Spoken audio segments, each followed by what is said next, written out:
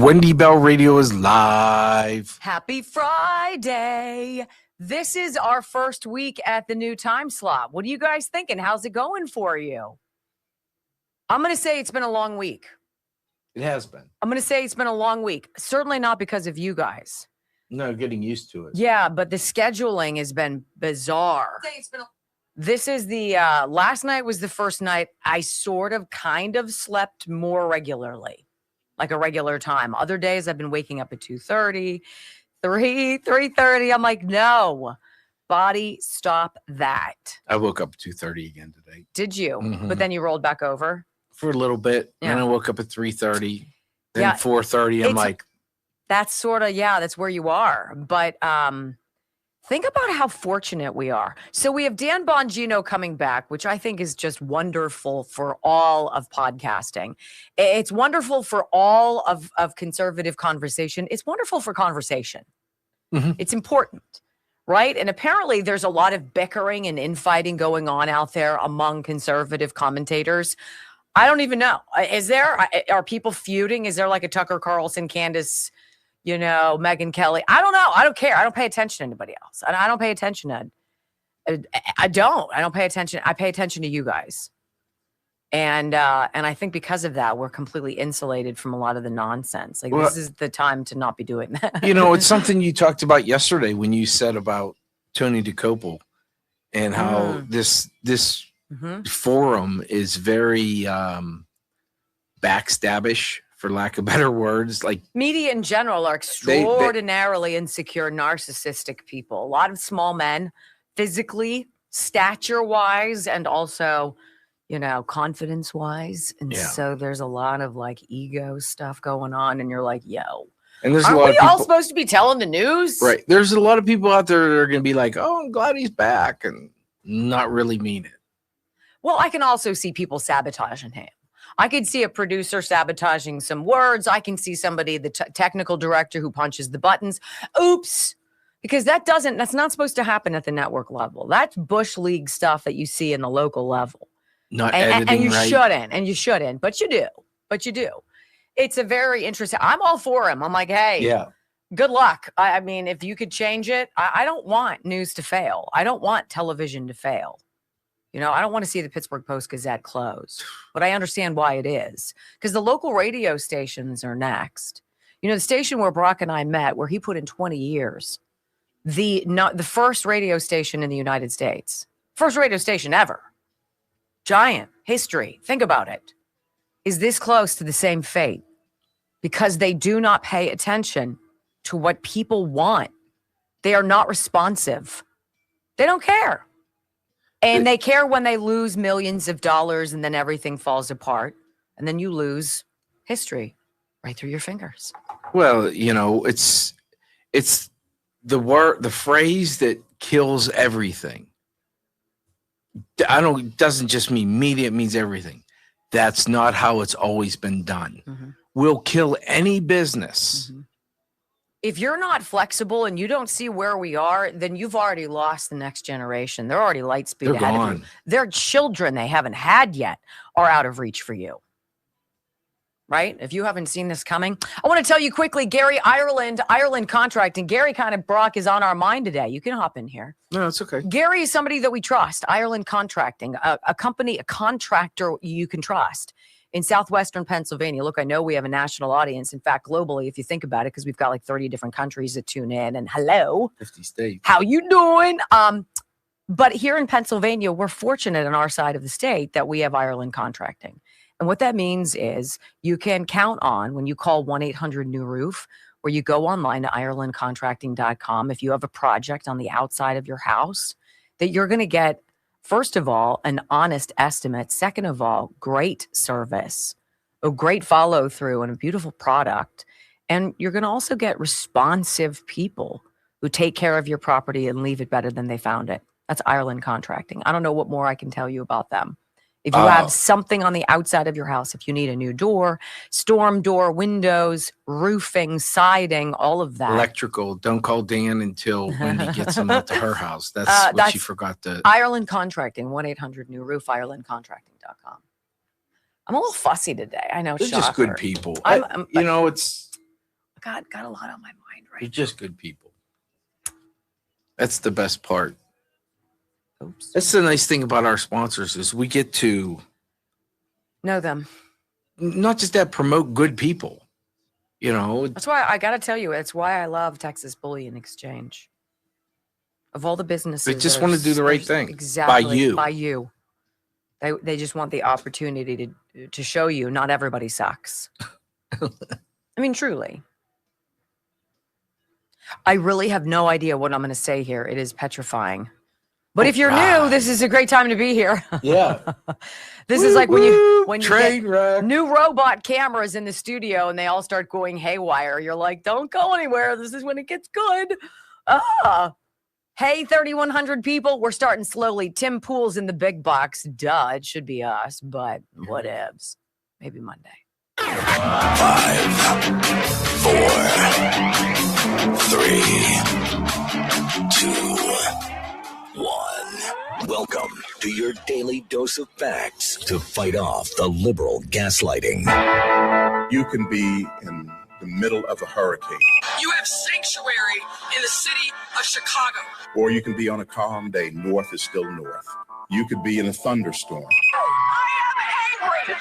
We are not going back. Not ever. North is still north. People can yell at you. The hell with the Supreme Court. We will defy them. North is still north.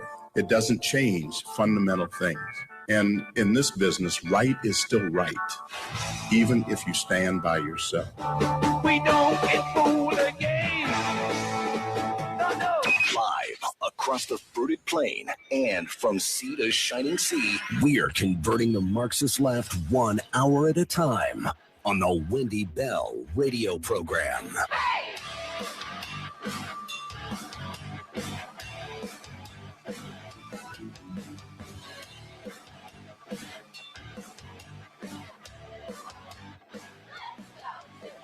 Well, hello, America, and greetings to all of you across the beautiful fruited plain. Welcome home to the Wendy Bell radio program. You know, this is our last of our first week changing to this new time slot. We had been on at 9 in the morning. Now we're on at noon.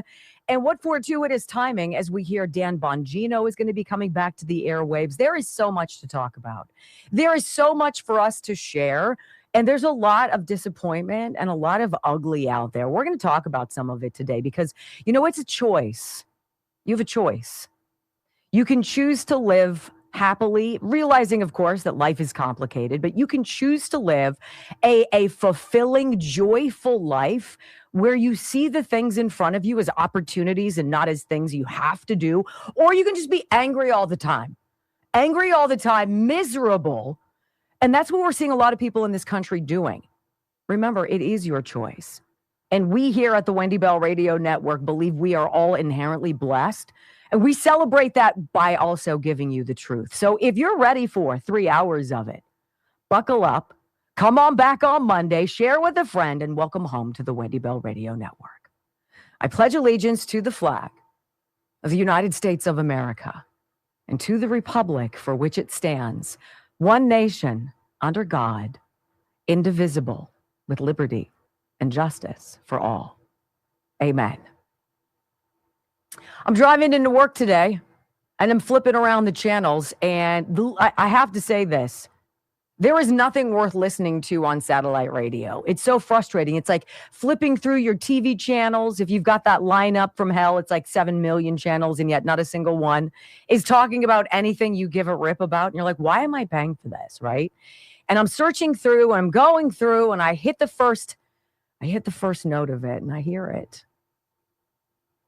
And it's Jeff Buckley's Hallelujah. You guys know the song. And I hear the first 2 notes, and I know exactly what it is. And everything stops.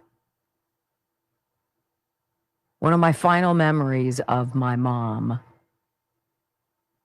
was watching her at our kitchen table at home in Calabasas, California. And I'll never forget it because there was sunlight coming through the window behind her. My mom was blonde. And it made her look like she had a halo on. And she closed her eyes and swayed to Hallelujah. Just a beautiful song, right? In that one note, I went back to that kitchen table. I haven't seen her for a year and a half. She passed away. And yet, I can imagine the feel of her skin and the smell of her cheek and the touch of her hand. And I can hear her voice. And in one note, I was right back there. And I miss her. And I miss her every single day. And I try to bury it because I can't do anything about it. But every now and again it comes up and it just chokes me. And that was today. Now, I don't know why I can't just sit there and enjoy the memory of my mom and just drive along my way in my bliss, thinking about her, without going to that woman who died in Minneapolis on Wednesday. And there are so many reasons why that woman's decision, Renee Good, why that 37-year-old mom of three's decisions make me so angry. For many reasons, putting people in danger, taking the bait of activist agitators, feeling as though in her own life it was more important for her to put herself in an intersection of crazy and deadly for strangers from other countries who broke our law to get here, who don't give a fat rip about her. Angry that she would go in such a dangerous situation and make such a foolish decision that her wife clearly was all about, because the wife had gotten out of the car to record it. And her wife got to record the final moments. Her wife was recording the gunfire that killed her. That was a series of bad decisions. But you know what? You know who's left in all of this? 3 little kids, 6 and younger, who won't ever know what their mom's favorite song was.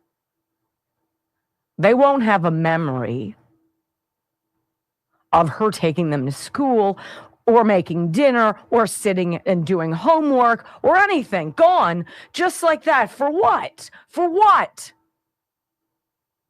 I don't cry for Renee Good. I cry for her children. It's so unfreaking necessary.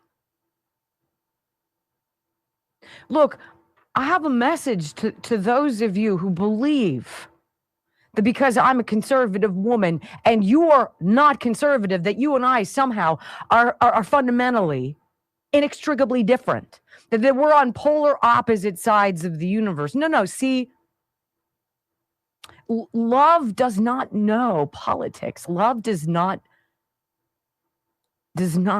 distinguish. And you gotta step back.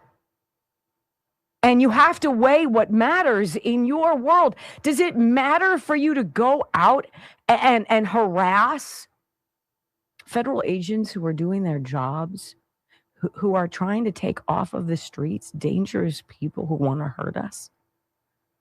People who came into this country and broke our laws, who we know, many of them are criminals. Many of them are rapists, murderers, pedophiles, drug dealers, gang members. And those federal agents are trying to clean up those streets so that your sons and daughters and mine too don't become the next nightly news update.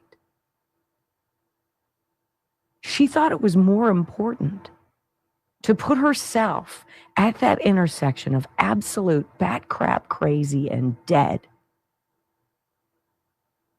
before she put her kids first. They're going to have to grow up with that. They won't have the 53 years that I had. I wish it was 70 that I had with my mom. And now the left wants you to believe that Kristi Noem should hang. They chanted that in New York last night. Kristi Noem must hang. Save a life, kill an ICE. That's what they were chanting. What happened to you people? Do your children know that this is what you're doing? Does that help you become a better mother or father? Does that help you pay the bills? Are you moving the needle? Are you doing anything except destroying yourself from the inside out? And for what?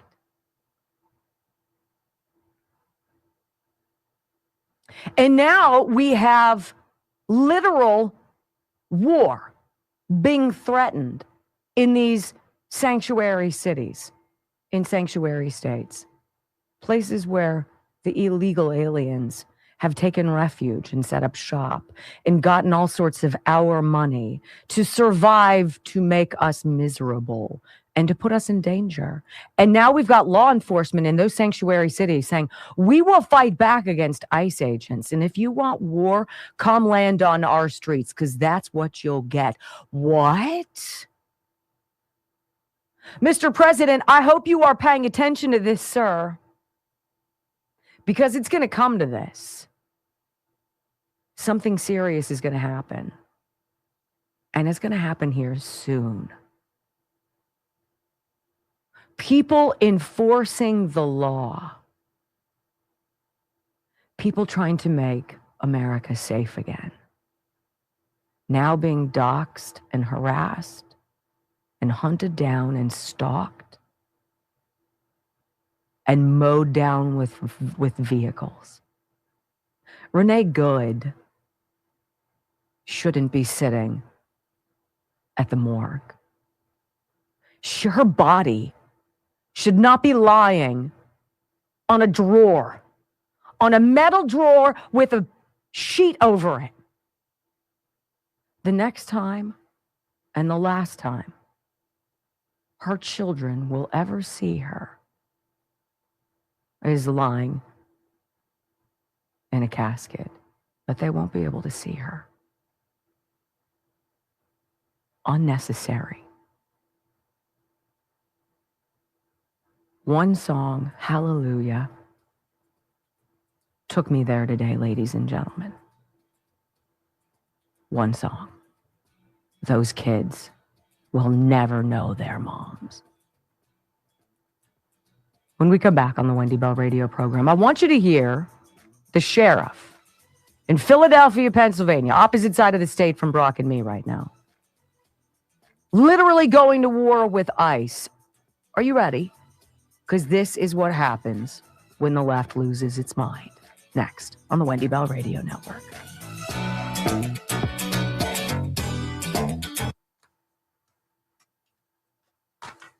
Save a life, kill an ICE. Logically, it doesn't even make sense. Save a life, kill. End it right there. If that's not mental illness, I don't know what is. Right?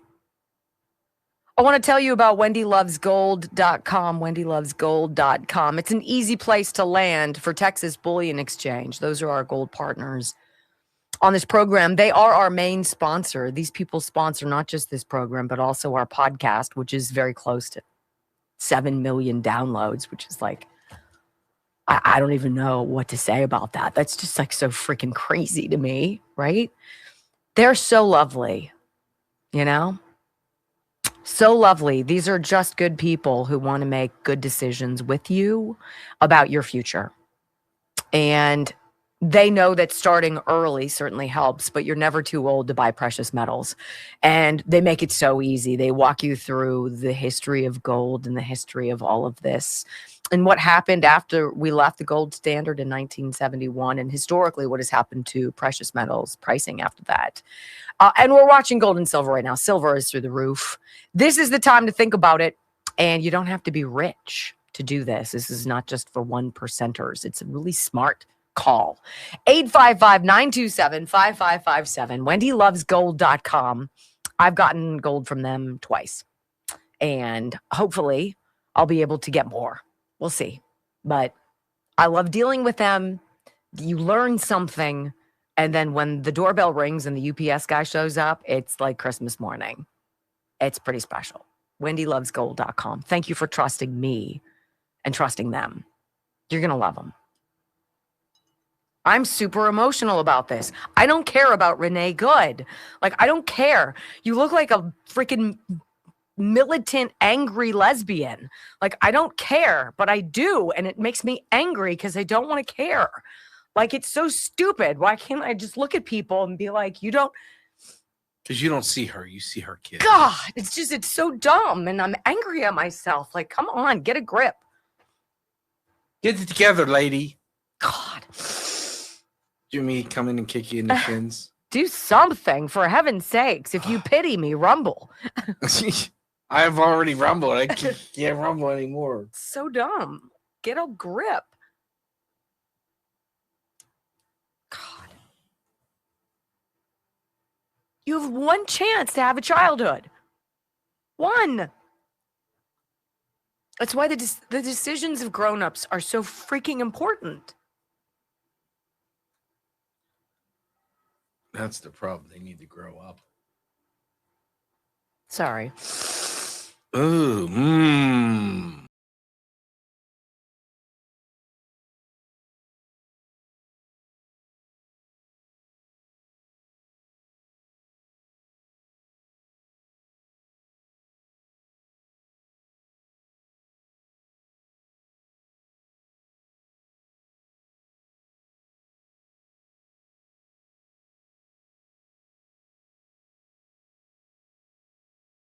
You know what? At base value, all of these young people, and it's primarily young people, you're young people and you're older hippies, like of the last, 50 years. The old folks and the young people, I don't understand, but down base level of these people, they came from people who love them, right?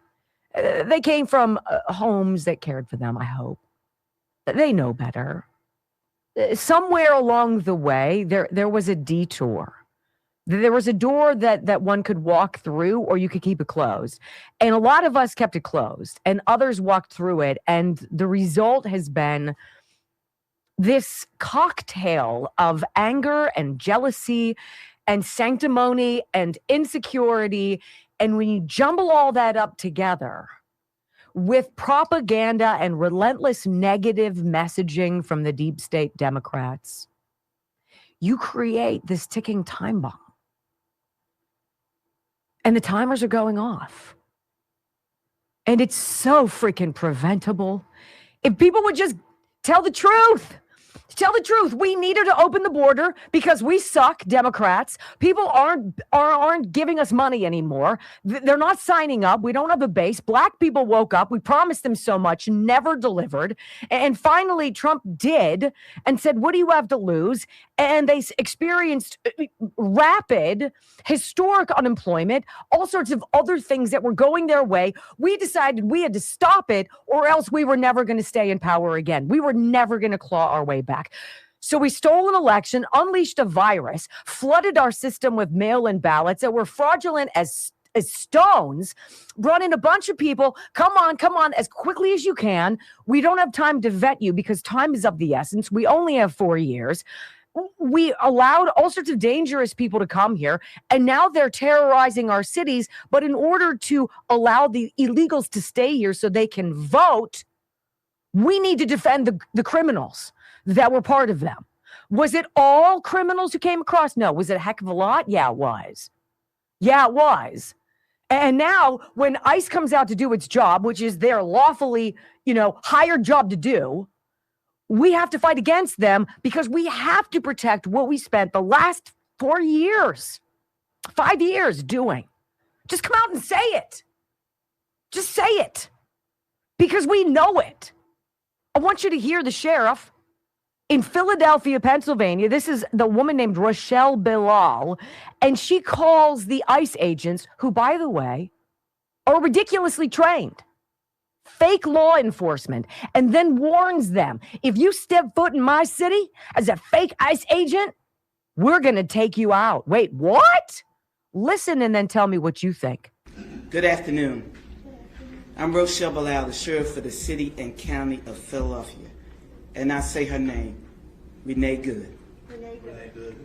Renee Good. Renee Good. Renee Good. Renee Good. This should not have happened, but we're here today. Let know that law enforcement professionals, real ones, not the fake made up ICE, probably Trump's new army to attack citizens of the United States. Did you hear what I said? No law enforcement professional wears a mask. None. None. Those that come into our communities wearing a mask to commit crime, thank God for our district attorney, Larry Krasner, who said he's going to lock them up. And I'm saying now, we are not going to whisk you away for them to hide your identity, because when you do it there, you're getting arrested there.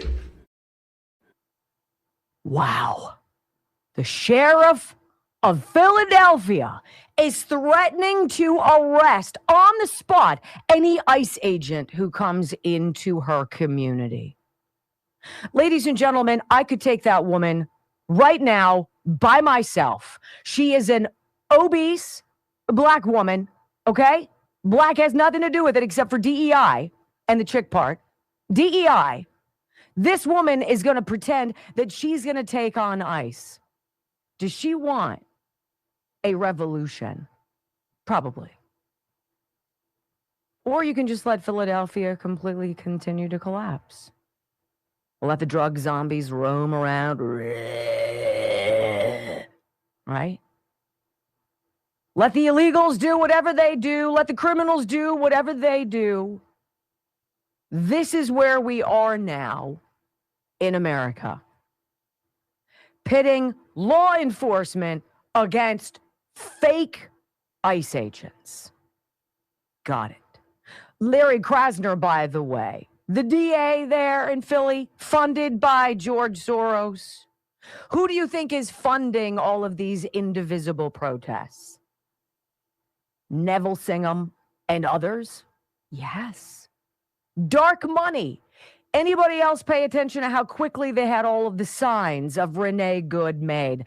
Lickety split, like it's all bankrolled, all organized. The chants, the megaphones, the crowds, the candles, the outrage, the ire, ginning them up for what comes next, which is the next Renee Good. Because there will be one. Unnecessary, predictable. This is where America finds itself. Donald Trump would like to make America great again. Democrats want war. When we come back on the Wendy Bell radio program, F-ICE, that is the new deep state dog whistle. Who's hearing it? Next on the Wendy Bell Radio Network. I'll say her name. Renee Good. It's like what church. About all the people in the thing repeating Renee Good. People. It's pathological, you guys. It's pathological. We have a serious mental illness problem among the Democrats in this country. Truly. I don't say that joyfully. I'm not sitting there laughing at them, being like, look at that big blue. No, I'm like, wow. Holy cow, I feel for you. Because you've got to go home and you can never get away from that. You don't go take off that and wash it and get rid of it. No, you're with that forever. Whew. I'm going to tell you about, but there's only one thing that would make me smile right now. What would it be, Brock? It could be multiple things, but I don't. Okay. Bloodflow7.com. That's where I was going. So I'm going to tell you something, and you could probably just take one, but I take two. So one of these capsules totally changes your world in like 3 hours. That's what it takes. This pill, this tablet, capsule, you take from Juvenon, bloodflow7.com/Wendy. And what it's doing that you can't see is there's a molecule inside there called nitric oxide. And nitric oxide works to open up your blood vessels and arteries so that more blood can flow through your body. And when you have blood flow, think about it, when you have you get a catheterization, you have a clot, blood's not getting through, right? It impacts everything about you. It impacts your breath. It impacts your stamina, how far you can walk. It is debilitating. You open everything up and you let the blood flow. Holy cow, you have clarity. You have focus. You have strength. You have stamina, right? You don't crash and hit the wall at 3 p.m, no matter what time you woke up. You power through your day. You're totally productive. And then at the end of the night, when it's time to finally turn off your mind and go to sleep, you sleep like a boulder. That is bloodflow7.com/Wendy. It is the best thing I take for my wellness, exercise, and everything. Bloodflow7.com/Wendy. And the Alpha Gold Male for the men, get it. If you trust me and you're a man and you know I live with 6 of them, I got it for all of my boys. Get it. Alpha Gold Male. It's in the same website, bloodflow7.com/Wendy. Right? So anyway, that was an unexpected detour. I wasn't expecting to take the sheriff of Philadelphia, but I heard it about 8 minutes before it went on the air. And I'm like, Brock, I think it's important. Some crazy stuff going on out there. I don't know if you guys heard Jasmine Crockett come to tears at a hearing yesterday saying, we didn't celebrate when Charlie Kirk died. And you guys are defending this. We didn't defend it. I'm like, dude, we have the Wayback Machine. You know, you seem to think that we forget things.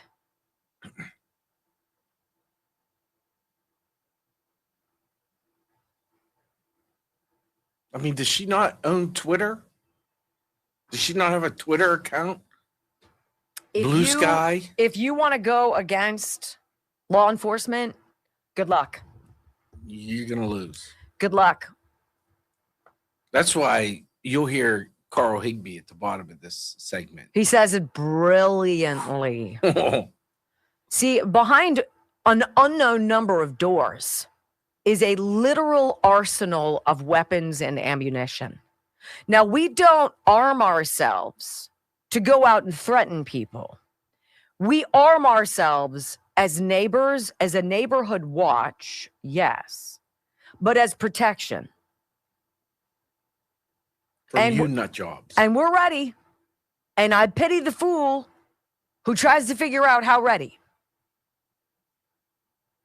I just do. Because it's not going to end well for you. It's just not. By the way, it's great to be with you. What's going on, Glow? Hi, Rosebud. Hi, Maggie. Hi, Esky. What's up, Black Dog? Hi, Sunny Day. Good to see you, Janae. Hi, Lady Bastia. I don't know my glasses on. Lady. Oh, gosh, blow it up. Carl doesn't pull any punches, and he sure as hell didn't on this one. Lady Bastia. Hello. Hi, Nurse Lisa. And happy Barbie Blonde. God, that song just absolutely floored me this morning. Isn't that stupid? You hear a song and it takes you somewhere. I had an aunt who, if she heard Amazing Grace, oh yeah, she'd start sobbing. Literally start sobbing. Like you couldn't even sing it. You remember, I mean, not to be too personal with you, but your mom had a song with you, you know? Well, there's plenty of things that remind you on a daily basis. Those kids, though, I mean, think about it. Think about what your first memory was. Well, how old were you? Maybe 5, maybe kindergarten. Maybe that 6-year-old will remember her, some space of her. For what? I just don't understand. There's got to be some sense of belonging, some sense of camaraderie with this shared, angry, destructive force. I don't get it. Because I would never go vandalize property. What makes that okay to you? How does that make sense to you? Right? This woman was roughly 20 years younger than I was, but I guarantee you she was raised with the same messages. Right? You obey the police. You don't steal. You don't cheat. You don't lie to the best of your ability. Right?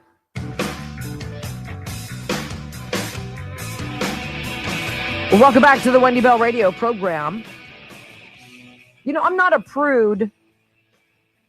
However, I think there is decorum. I think there is basic decency.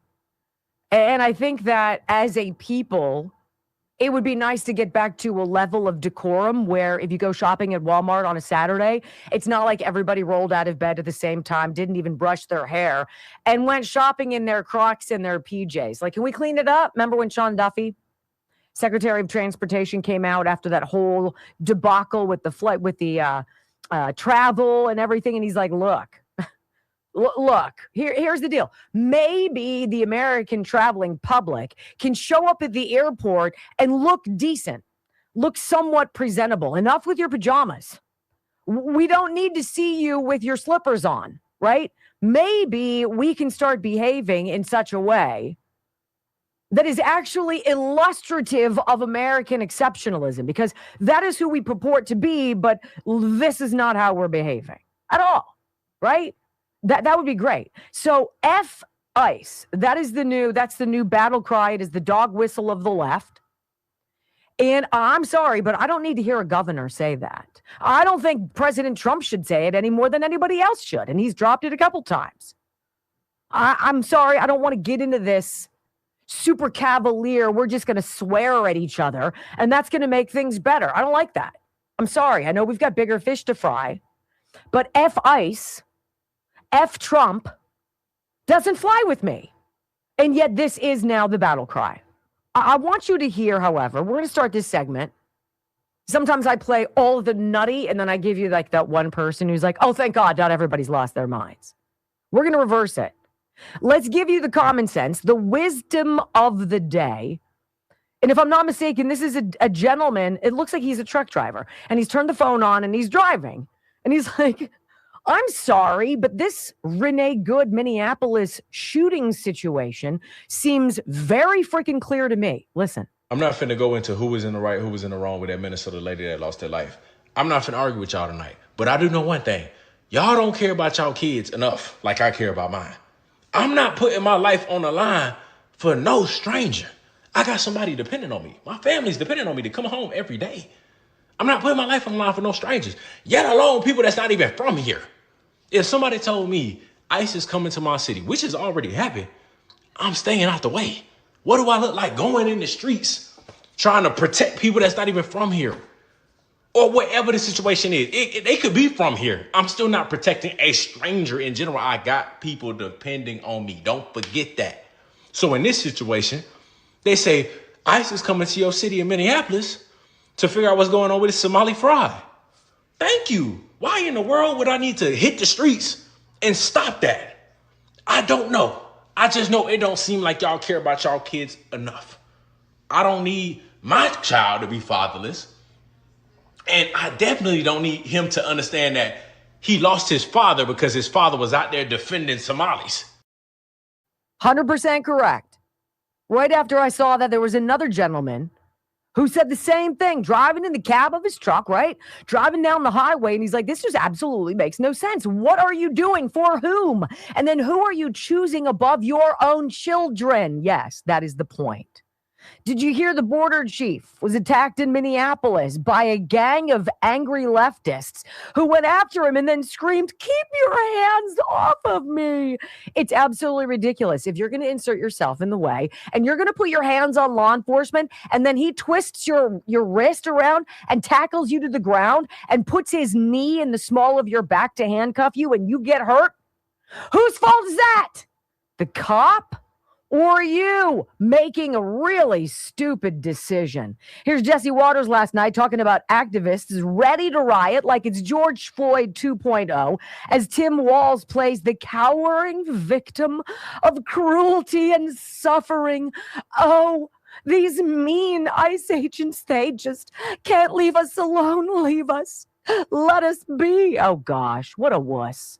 We have the right to shut these streets down. Again. Make the city pay. Again. And again. It was all about losing money when George Floyd died. We as a people can cause them to lose more money now. The last time rioters like that woman made Minneapolis pay, the whole city got barbecued, while tampons sat on his hands. The governor still hasn't learned his lesson. He's telling ICE to hit the road and let the Somali pirates keep stealing. Please, please, whatever it is, leave Minnesota alone. And this relentless assault on Minnesota, for whatever reason, is just cruel now. It has reached cruelness. So please, just give us a break. And if it's me, you're already getting what you want. But leave my people alone. Leave our state alone. Radicals are trying to run over ICE agents so they can't arrest drug dealers, sex traffickers, and welfare frauds. Who's the mean one, Mr. Grinch? Is the most ridiculous thing, always being the victim. You're targeting us, not our behavior is causing people to say, what the flip is going on in your backwards, fraud-ridden state? And what have you been doing to let it happen? He's the victim. This is what they do. It is so off-putting. It is so childish. It is so triggered. It is so toxic. And we, Governor Walz, are freaking tired of it. God, are you a blowhard? In America, you just don't attack the cops. You just don't do it. All right? If you want to do something, do a sit-in, maybe do a march, get a permit. Maybe you want to vote. Treasury Secretary Scott Bessent says, he's stopping the flow of money out of Minneapolis and St. Paul. So all of the people, the Somalians who have been enjoying with immunity, flying out millions of dollars stuffed in suitcases since at least 2015, Scott Bessent says about that's going to come to an end.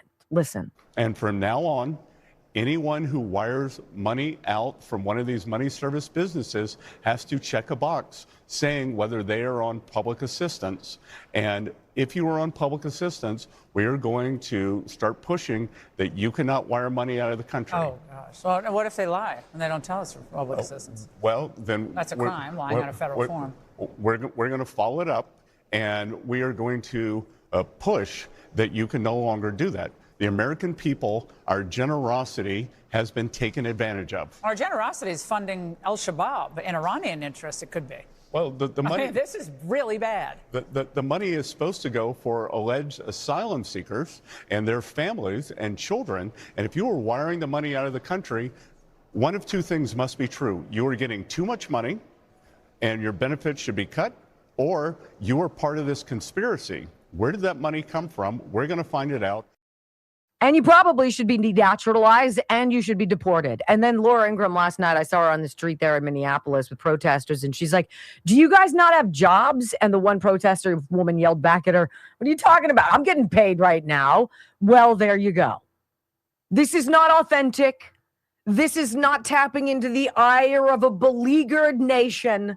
This is a bunch of libs who've been ginned up by propaganda, by the news, by Democrats who suck and who get paid by George Soros and other dark money funders to keep the agitation alive. Because if people are fighting, they're not paying attention to what's really going on behind the scenes. Now, if you don't believe that this is all performance-based, and it is, it really is. I mean, there are some people who are involved in these protests who believe it hook, line, and sinker, and they are like Renee Good, and best wishes to them. I want you to hear Eric Swalwell, right? So here's a video that Swalwell puts out with his own, like, Eric Swalwell for California at the end. So clearly it's staged. It's Eric Swalwell, the congressman from California, right? And he's walking out ostensibly of his office somewhere in the bowels of the Capitol. And somebody comes up to him, drops the ever-friendly dog whistle F word. What the F is going on, Congressman? It's almost like Eric Swalwell is ready to act like the tough guy. This is what you get as a staged performance. This is deranged. Hey, Congressman. What's going on, man? What the is up with ICE murdering a woman in Minneapolis? She has a name, right? Renee Good. Looks like she was a mom of 3. And had every right to go see her kids last night. And instead she's dead. And of course this is what would happen when you have a president who surges his thugs into our communities, masked, unidentified.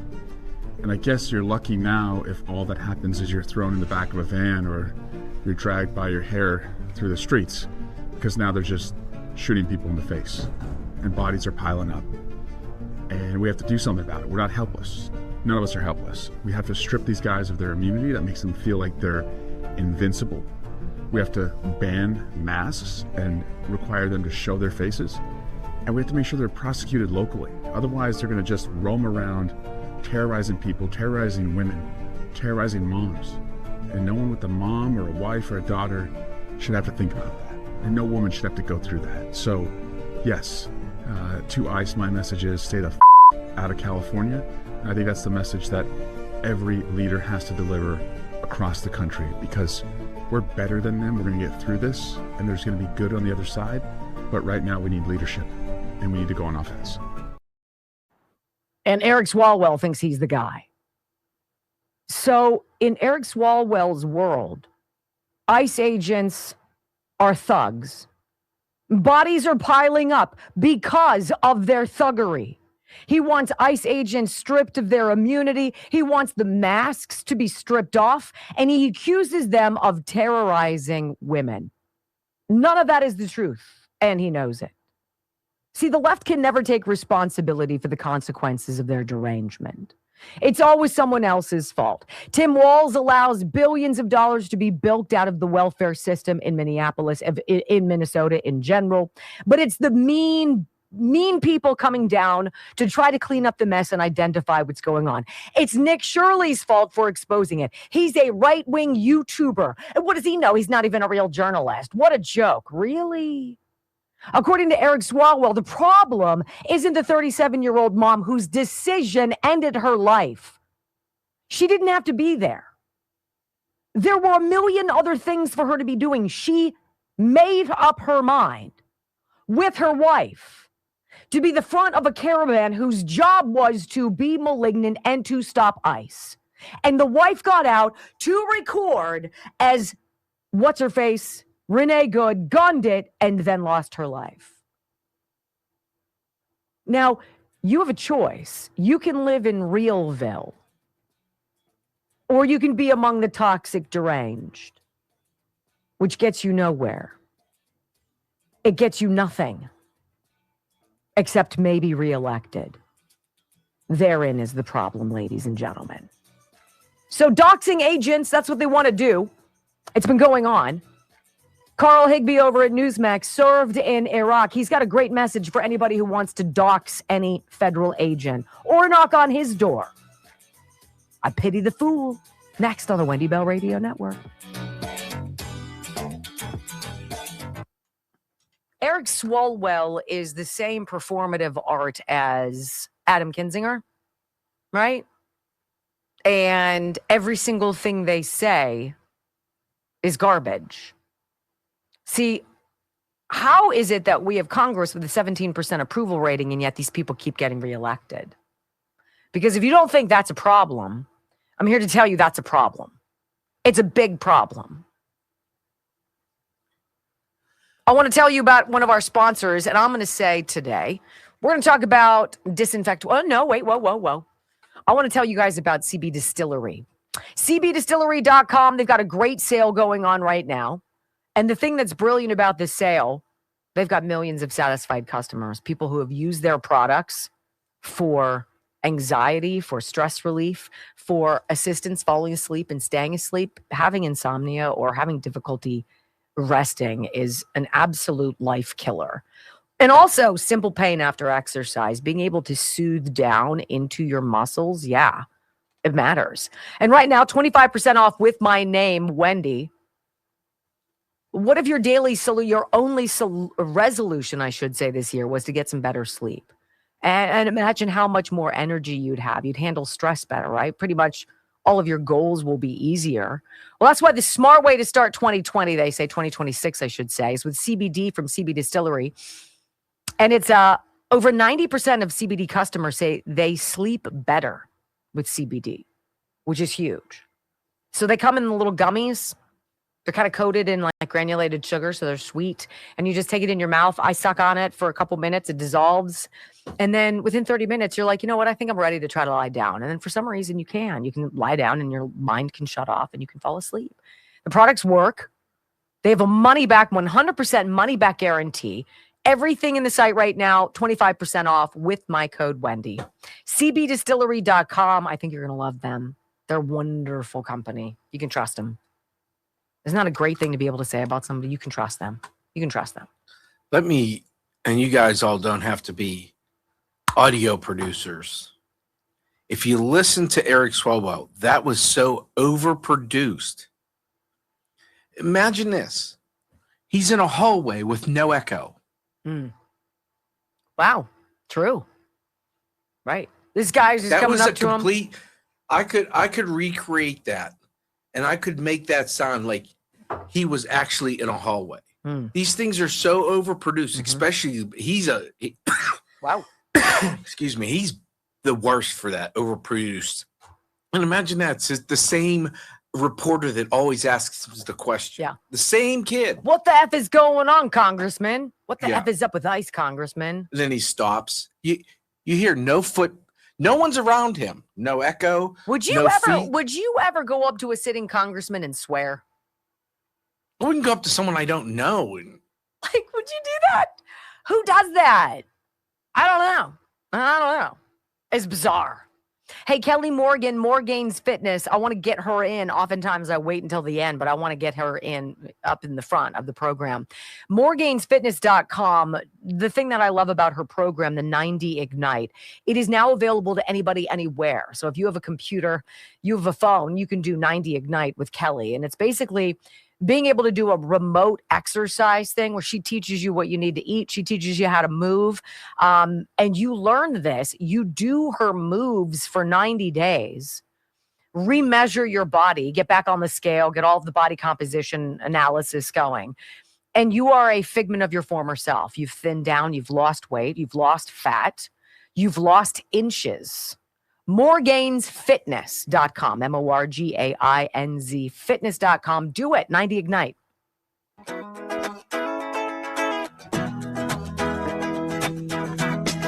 Welcome back to the Wendy Bell radio program. You know, the beautiful thing about the Second Amendment, and I remember when Brock and I were on together at the very first radio station we worked together. And I remember somebody calling in because we were having a conversation about guns. And, you know, it's always convenient. It's always the gun's fault. Something happens, we have a problem with guns. It's not the problem with the person pulling the trigger because that makes too much sense. If we were going to be honest about gun violence, we'd be honest about mental illness.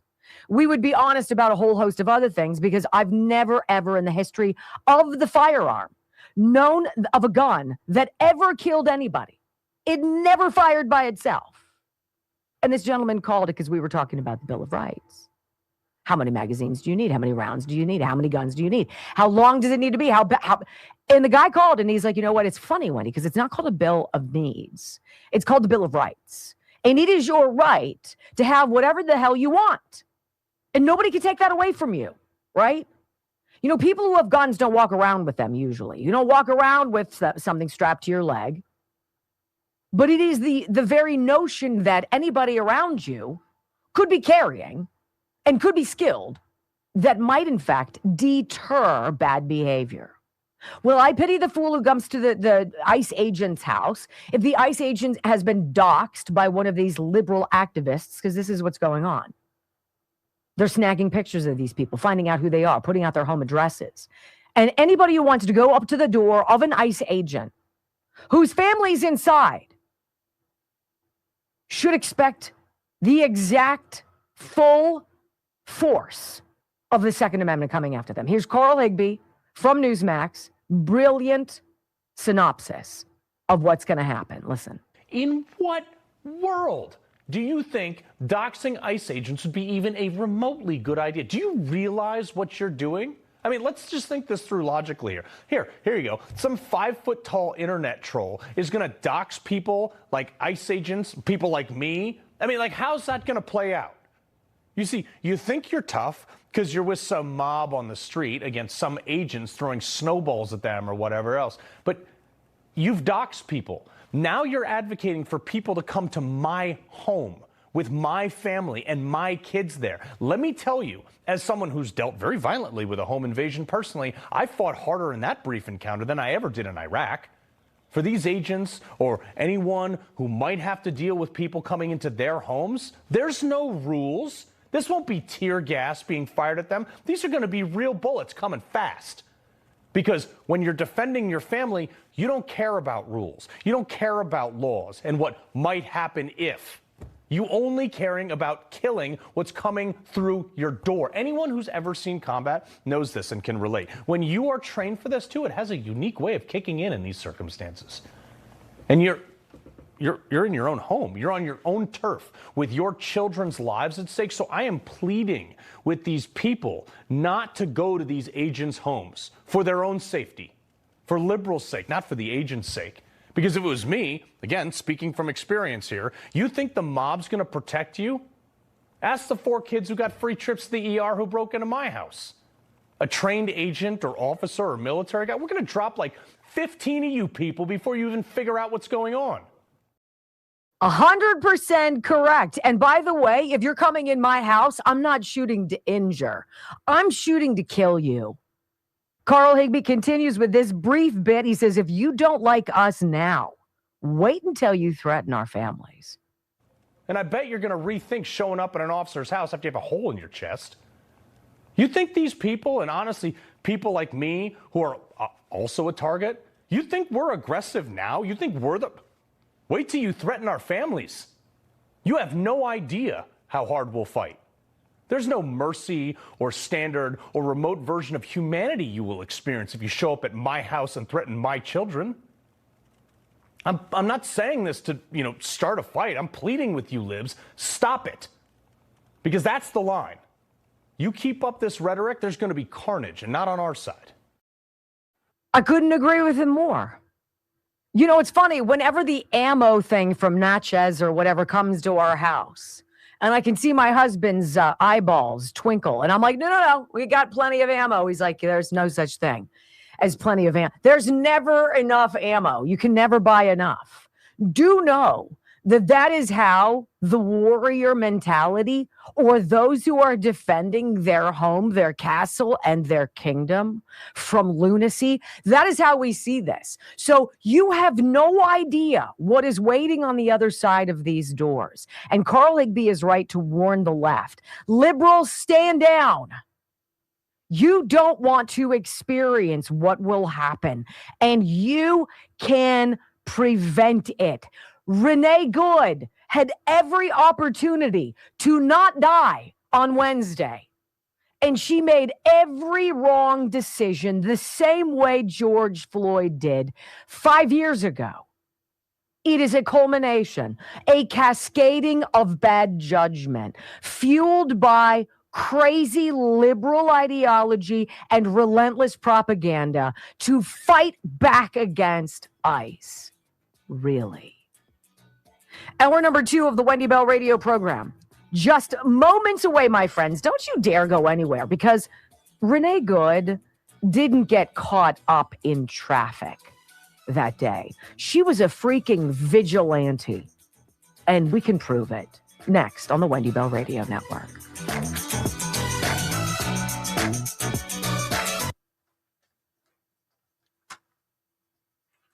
I still want to send Carl a Second Amendment commemorative gift for that rant.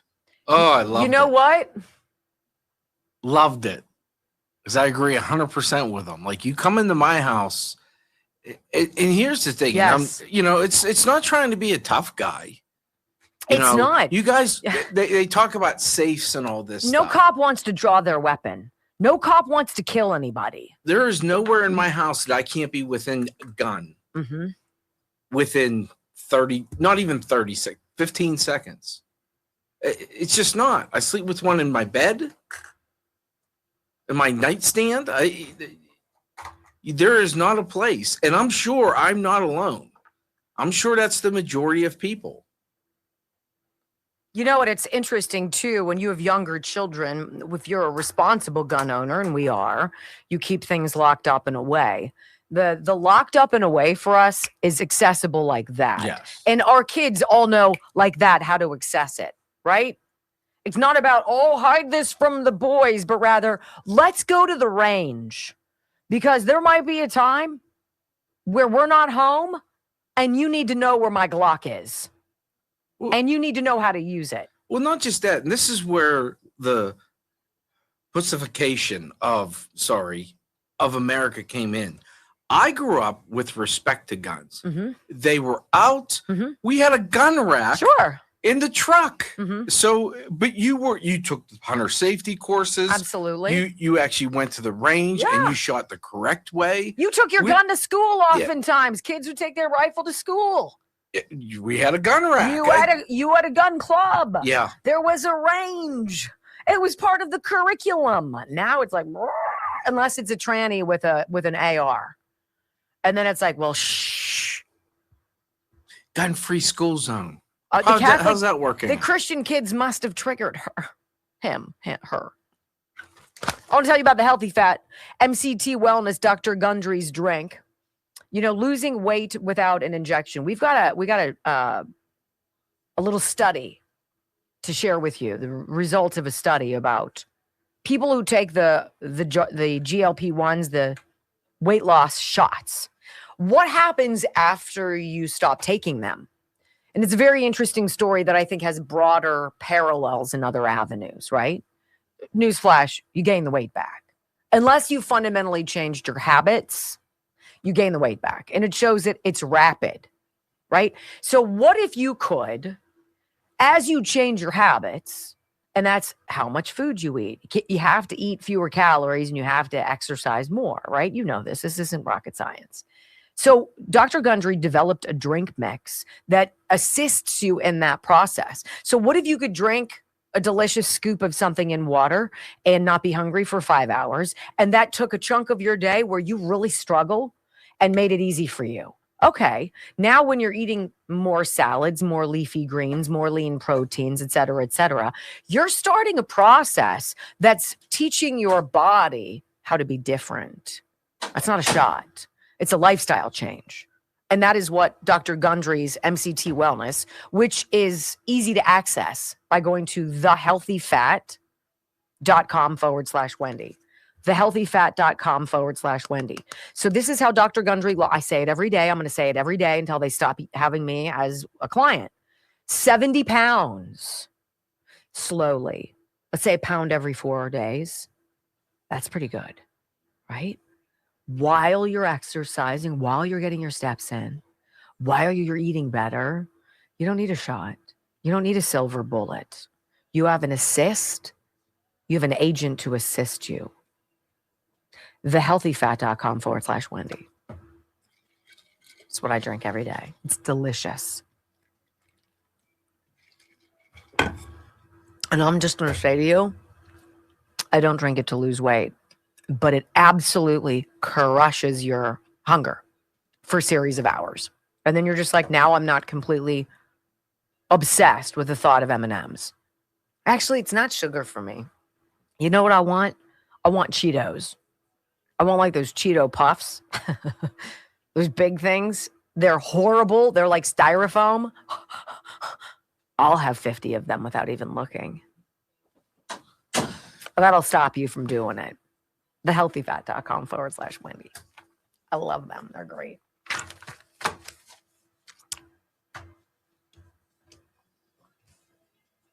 Thank you to everybody who sent good news. Thank you. Thank you. That was great. Let's see how you're doing on the stream, how we're doing with our rumbles. 2.25. Okay, let's go. We got 6,000 watching. This has been kind of like our new normal, right? Mm-hmm. When Rumble doesn't really push us hard, this is what we get. And I got to tell you, 99% of podcasters do not get 1,000 people watching them live, let alone 6,000. So you're flabbergasting to me. This is huge. And it's not lost on me at all. I found out, here's how big you guys are. I found out numbers for a radio station. And they get in a week Is it a major metropolitan area? Yes. They get in a week what you give us sometimes in a day. Think about that. Think about that. A day. 100,000 people will get here in a day. They maybe will get that live viewing all week. And they even changed the rules for radio. It used to be considered a listener, you had to listen for 5 minutes. They lowered it to 3 minutes. To try to up the, yeah. Yeah. So there are 100,000 people who listen to this radio station, not ours, but in our area for 3. Oh, wait. At one time, the average is 4,000. 4,000 listening at the same time. So right now, Wendy Bell Radio is getting Yes. more people. We're getting 50% more people than pay attention Just to this. on this, just on Rumble and X. We got 675 on X. Hello, X friends. Hello. I'm so glad you're here. Hello, people who are on the app. And the people who work in radio who are listening, that's your warning. Yeah, it's dying. coming. The Post Gazette is happening to you. 5, 4, 3, 2, 1. Wendy Bell, America's anchor mom, fighting for America 1 hour at a time. Welcome to the family. She once hosted a 3-hour show in just 15 minutes. She once intimidated the Electoral College to audit itself. Her monologues are so sharp, they're considered a concealed carry weapon. Fact-checker sites routinely issue her a retraction a week in advance. Even her commercial breaks trend on social media. Her freedom of speech has diplomatic immunity. She doesn't just drain the swamp has to ask for cab fare. Wendy Bell is the most interesting conservative woman on radio. Keep rumbling, my friends. 3 hours of bold truth and excellence. You've just signed up for the WBR Army. Strap in. This is the Wendy Bell radio program.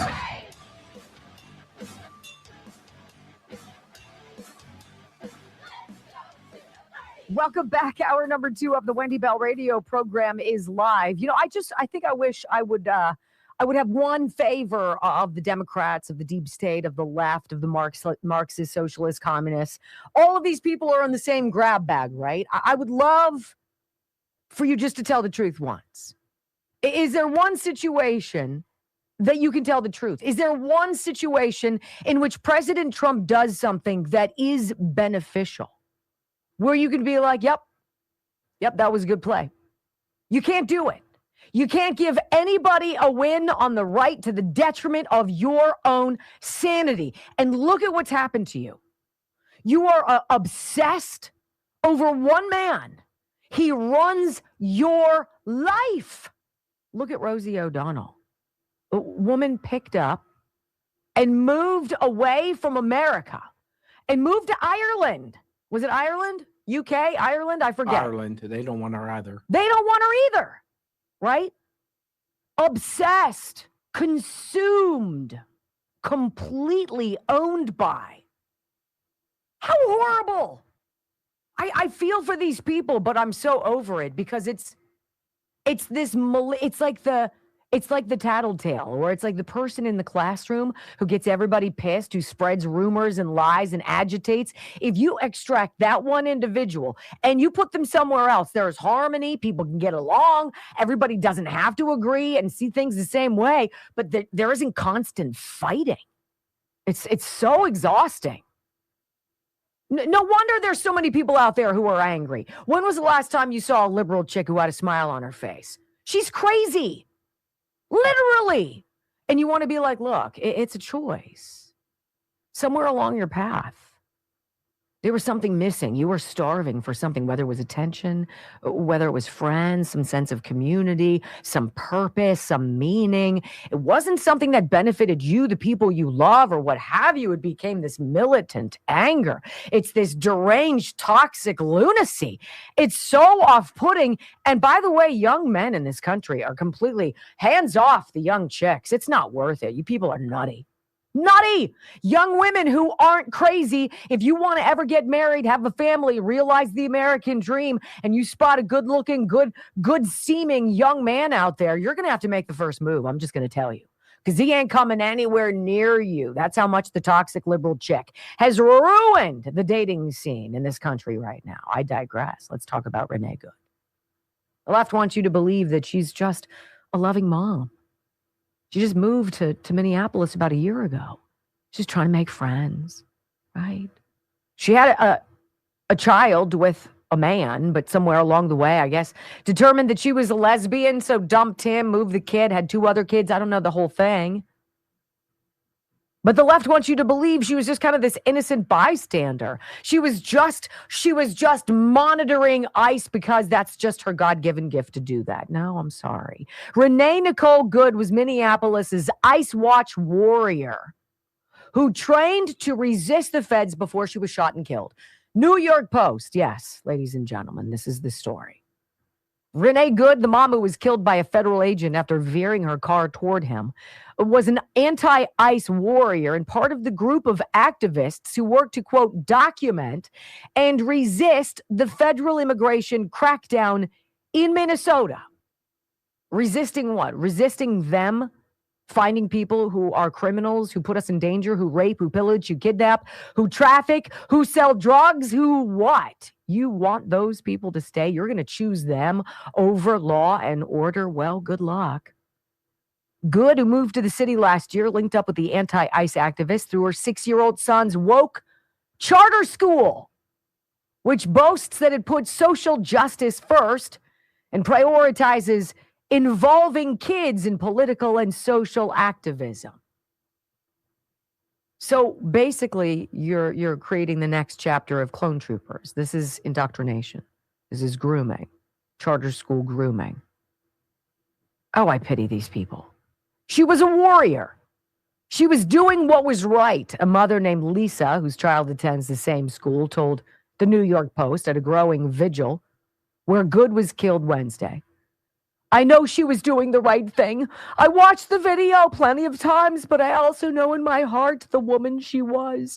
She was doing everything right, except putting her children first, except making good decisions for her family and her future. Other than that, I'm sure she was fabulous. She's dead. Good and her wife, Rebecca, were raising the boy together in the mostly working class, activist-heavy neighborhood of South Minneapolis, which features tree-lined streets and a large number of homes with windows decked out in LGBTQ plus flags or signs depicting George Floyd. We've got Ukraine alive and well in my Pittsburgh neighborhood, right?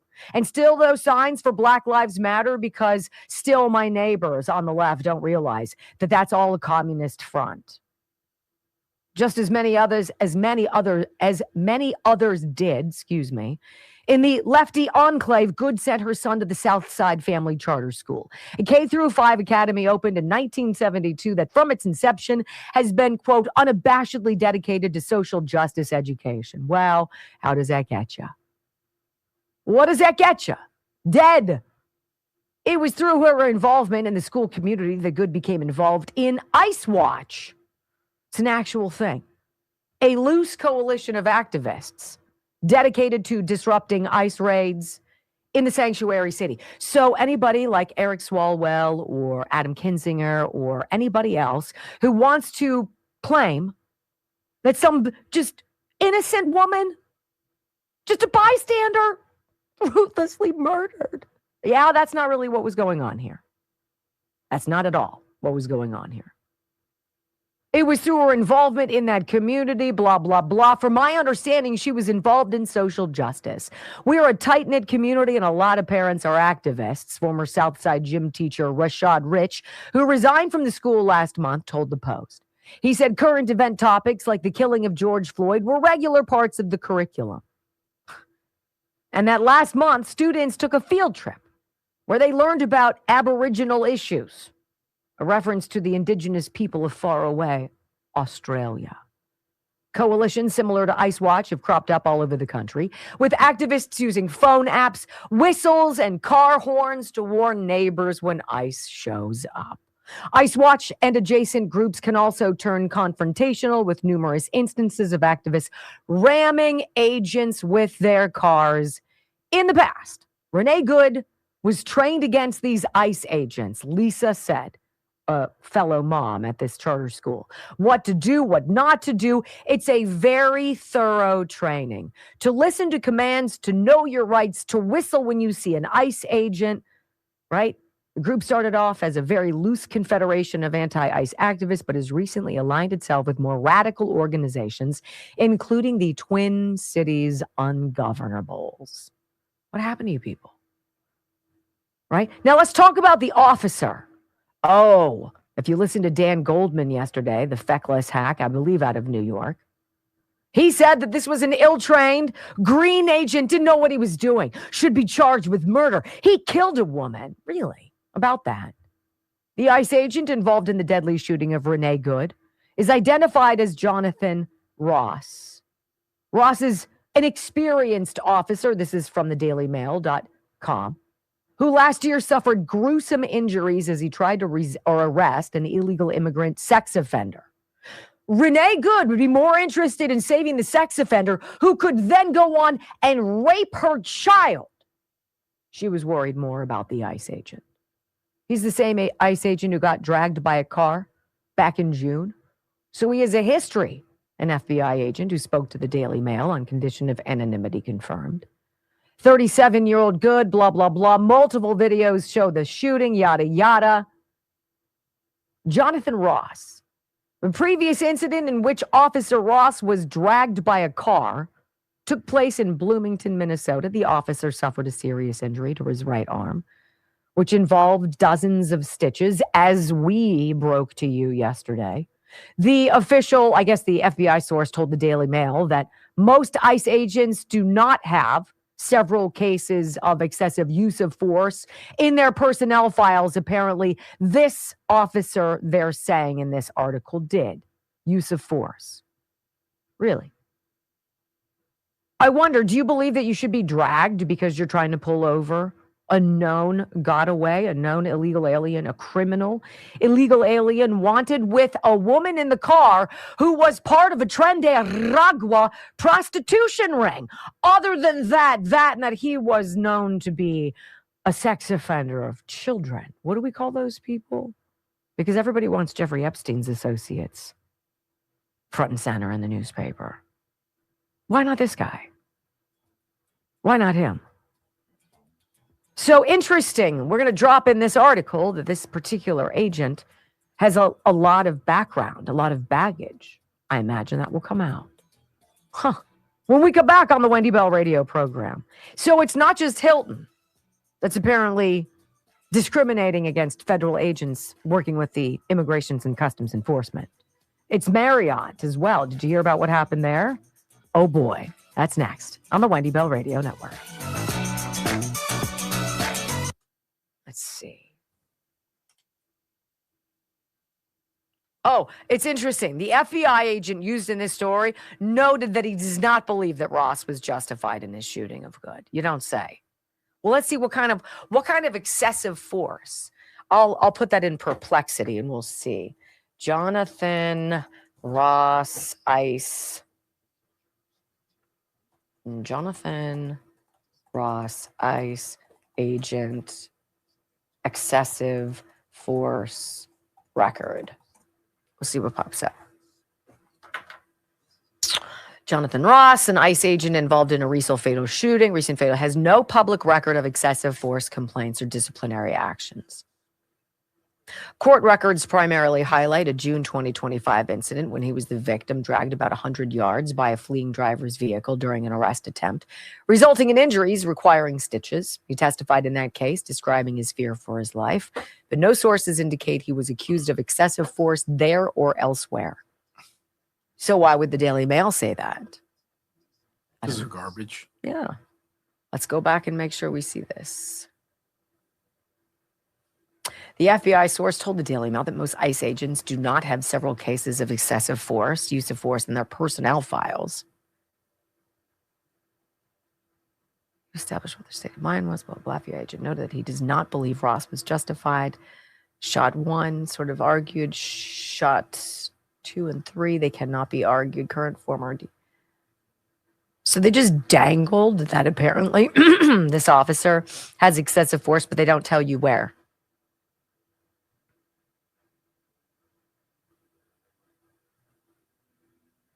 I want to tell you guys about Dr. Richard Rafferty and the Disc Institute of Pittsburgh, which is something that's very apropos for my friend on the other side of the glass. I don't want him to need Dr. Rafferty's intradisc neutrosis, but as I watched Brock with sciatica or some other problems, arguably dealing with discs, as 4 out of 5 of us will go through in our lifetimes. That's mind-blowing, right? We at least know that we have a good friend locally who we trust implicitly to help Brock if it needs to come to that, right? So if you're in crippling pain, and it is crippling pain, it is not life joy pain. You can't have joy with that. Go to see Dr. Richard Rafferty, PittsburghDiscInstitute.com, 412-906-9600. Ask about the intradisc neutrosis. It is non-surgical. It is a treatment that gets the pain to go away by allowing your discs to grow back. It's pretty amazing. Yeah. Does it work? Hell yeah. 98% of the time. Pretty great details there. PittsburghDiscInstitute.com, 412-906-9600.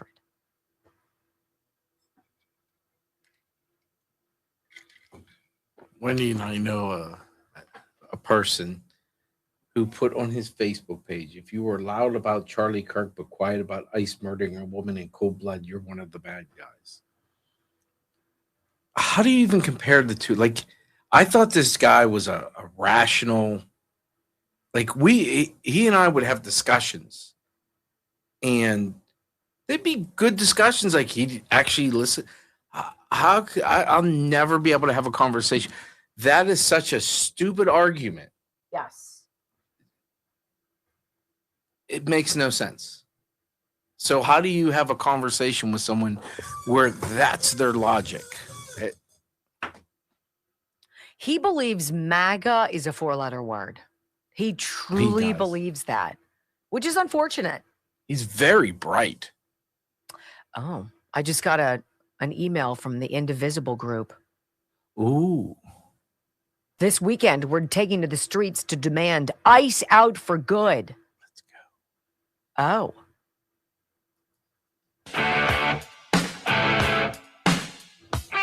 Well, welcome back to the Wendy Bell radio program. Right before the break, I'm reading this Daily Mail article about Renee Good, about this officer, Jonathan Ross, who's the one who reportedly shot and killed her. And this article alleges that he has some kind of a history of extreme excessive force while being ostensibly an agent for ICE. And so I did a cursory dive into this guy, and no, there is no record of any kind of excessive force. There's a record of him in June getting dragged 100 yards and needing dozens of stitches. One could argue that that would leave him a little jumpy, right?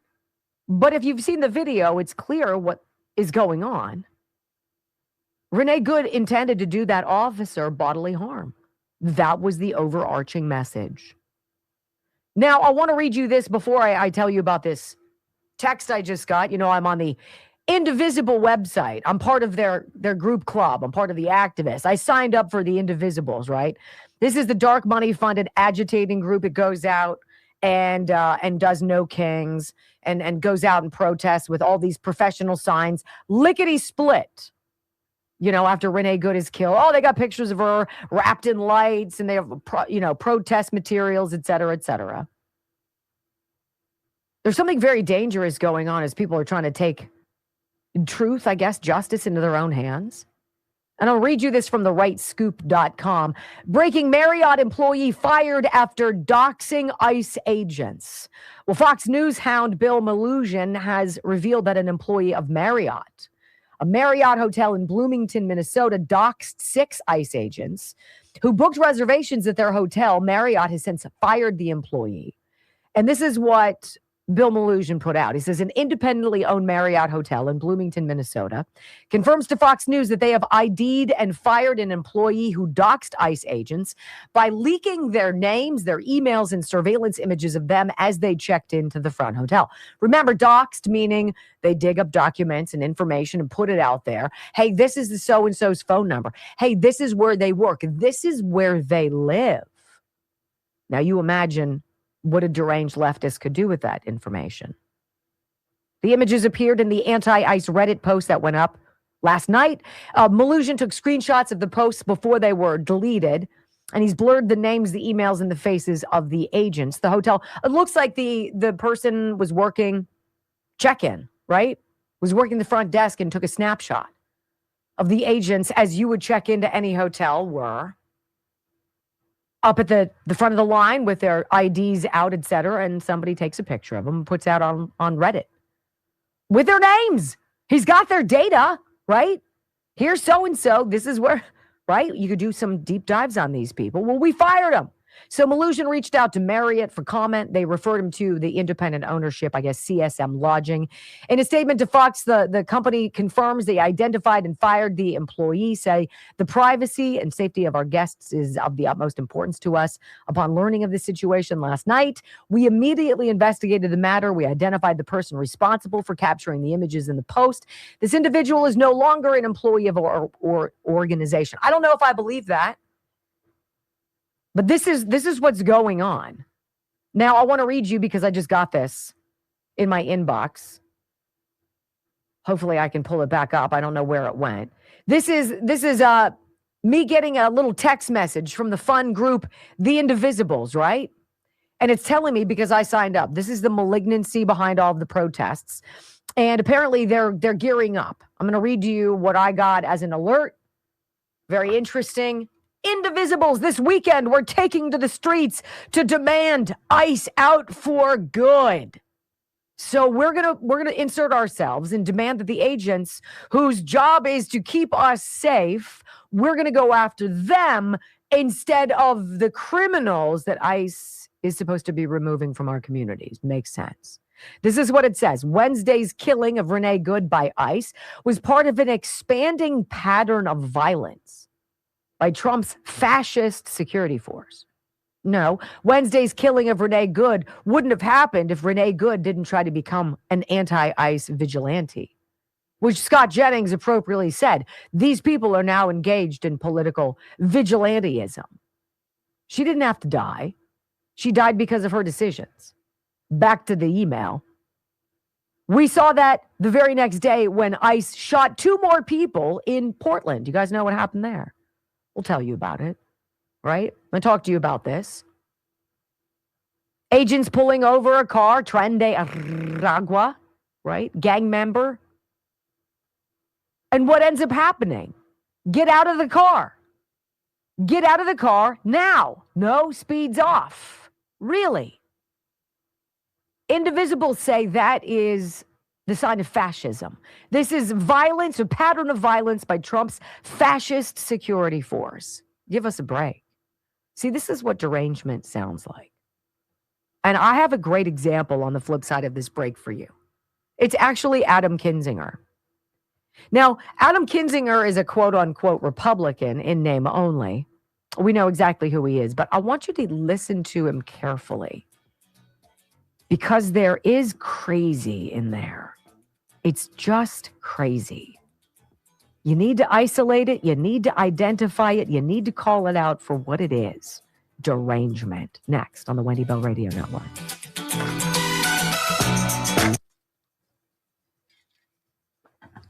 So the Daily Mail publishes this guy who says, I don't think Jonathan Ross acted appropriately. Well, okay, that's on you. I don't care what you think. But this guy speaks on the condition of anonymity, right? Says that apparently this Officer Ross guy has excessive force in his background. It's a very dangerous thing for the Daily Mail to publish. It took me 20 seconds to Google it. Is there a record of this guy being excessively harsh on criminal or on illegals or what have you? No. No, in fact, no. But if you read the Daily Mail, you're left with this idea. Well, maybe he was a little jumpy, a little trigger happy. Maybe he didn't need to do that. Really? Stop effing with law. Seems normal to me. Let's tell you about, let's see. Did I already do lean? Take lean? No. TakeLean.com, promo code Wendy, 20% off. It's a great deal. Lean, again, is another one of these anti-shot weight loss options. It's a dietary supplement that works to maintain your blood sugar. I don't know about you, but if you're in a situation where you take something to crush your hunger, your blood sugar can go all over the place, right? Lean monitors that. It keeps you at a steady place. While it, yes, number 2, monitors your cravings and crushes your hunger. And number 3, converts your fat, your zhuzh, into energy. I'm all for that. Let's go. 20% off right now. Great product. Great company. Brickhouse Nutrition. TakeLean.com, promo code Wendy. Excuse me, I just hiccuped. Wendy.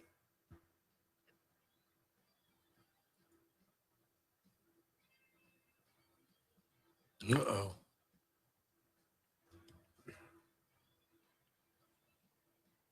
How about this? Democrats now making the case that too much oil and lower energy prices are bad for America. What? I hate when we can fill These up are the same people screaming, we're talking about affordability. Right. Make anything they say make sense. What is the one universal thing that everybody would agree on would be good? I would say touching kids. You mean that we can all agree on that should stop touching kids? I don't know. I don't know if we could agree on that, Brock. It seems to me that there should agree on or do agree on. I'm asking, what is the thing that the left is going to protest that's so indefensibly bonkers that a vast majority of people would all say what? Well, it's a 90-10 issue. The touching of kids and I don't know, your money? Well, you would think that would be gas prices, right? So you're bringing down gas prices, you're bringing in tariff revenue, right? Which I thought we were supposed to get that court case today. I think so. Yeah. Pins and needles on that one. The one about the tariffs. Mm-hmm. Let's see how you guys are. What's that? White House officials believe MTG tipped off the lunatics at Code Pink as to where Trump would be dining last September. What did they do it? Where he was dining? Remember Code Pink? He had a bunch of his members out to say that DC, you can go out to dinner, it's safe. And Code Pink showed up. Seen it in a couple of places.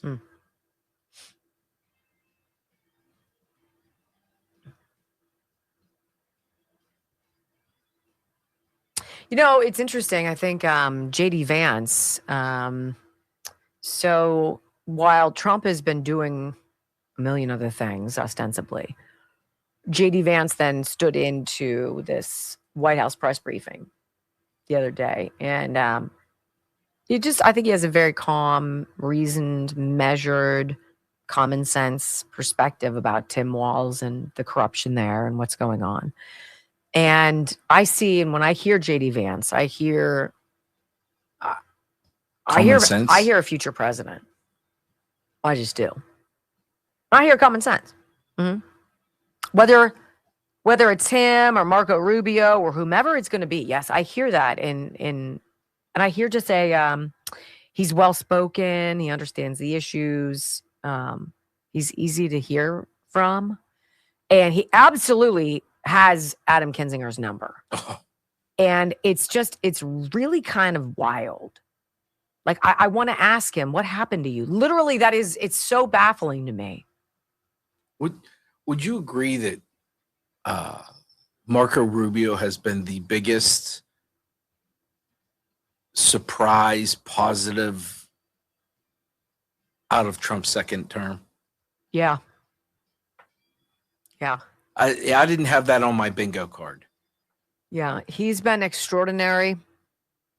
I think Pete Hegseth has been phenomenal. So do I. I think Pam Bondi is a 0. And I haven't wanted to pile on, but I don't really see the value there. I mean, it's been a full year and we've got no arrests. You see no prosecutions. You see no change. Oh, you do? I say it and I beat it in the... All you see is her on... I don't watch that, so Fox I don't News see her, hits. but I want Eric Schmidt.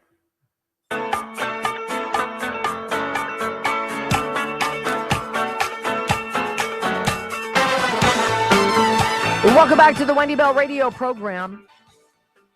You know, I think back to when you and I and 63 million of our closest friends did the unthinkable and completely shocked the world and elected President Trump the 45th president of the United States. For months leading up to that election, he was widely poo-pooed, panned, mocked, ridiculed, right? What a fool. And then things cranked up.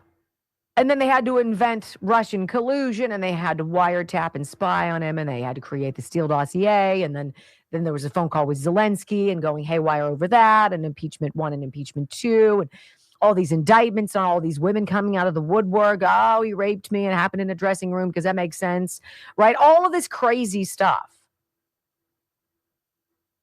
And I think back to if we could just go back to the January 20th of 2017, when Trump puts his hand on the Bible and takes his oath of office the first time.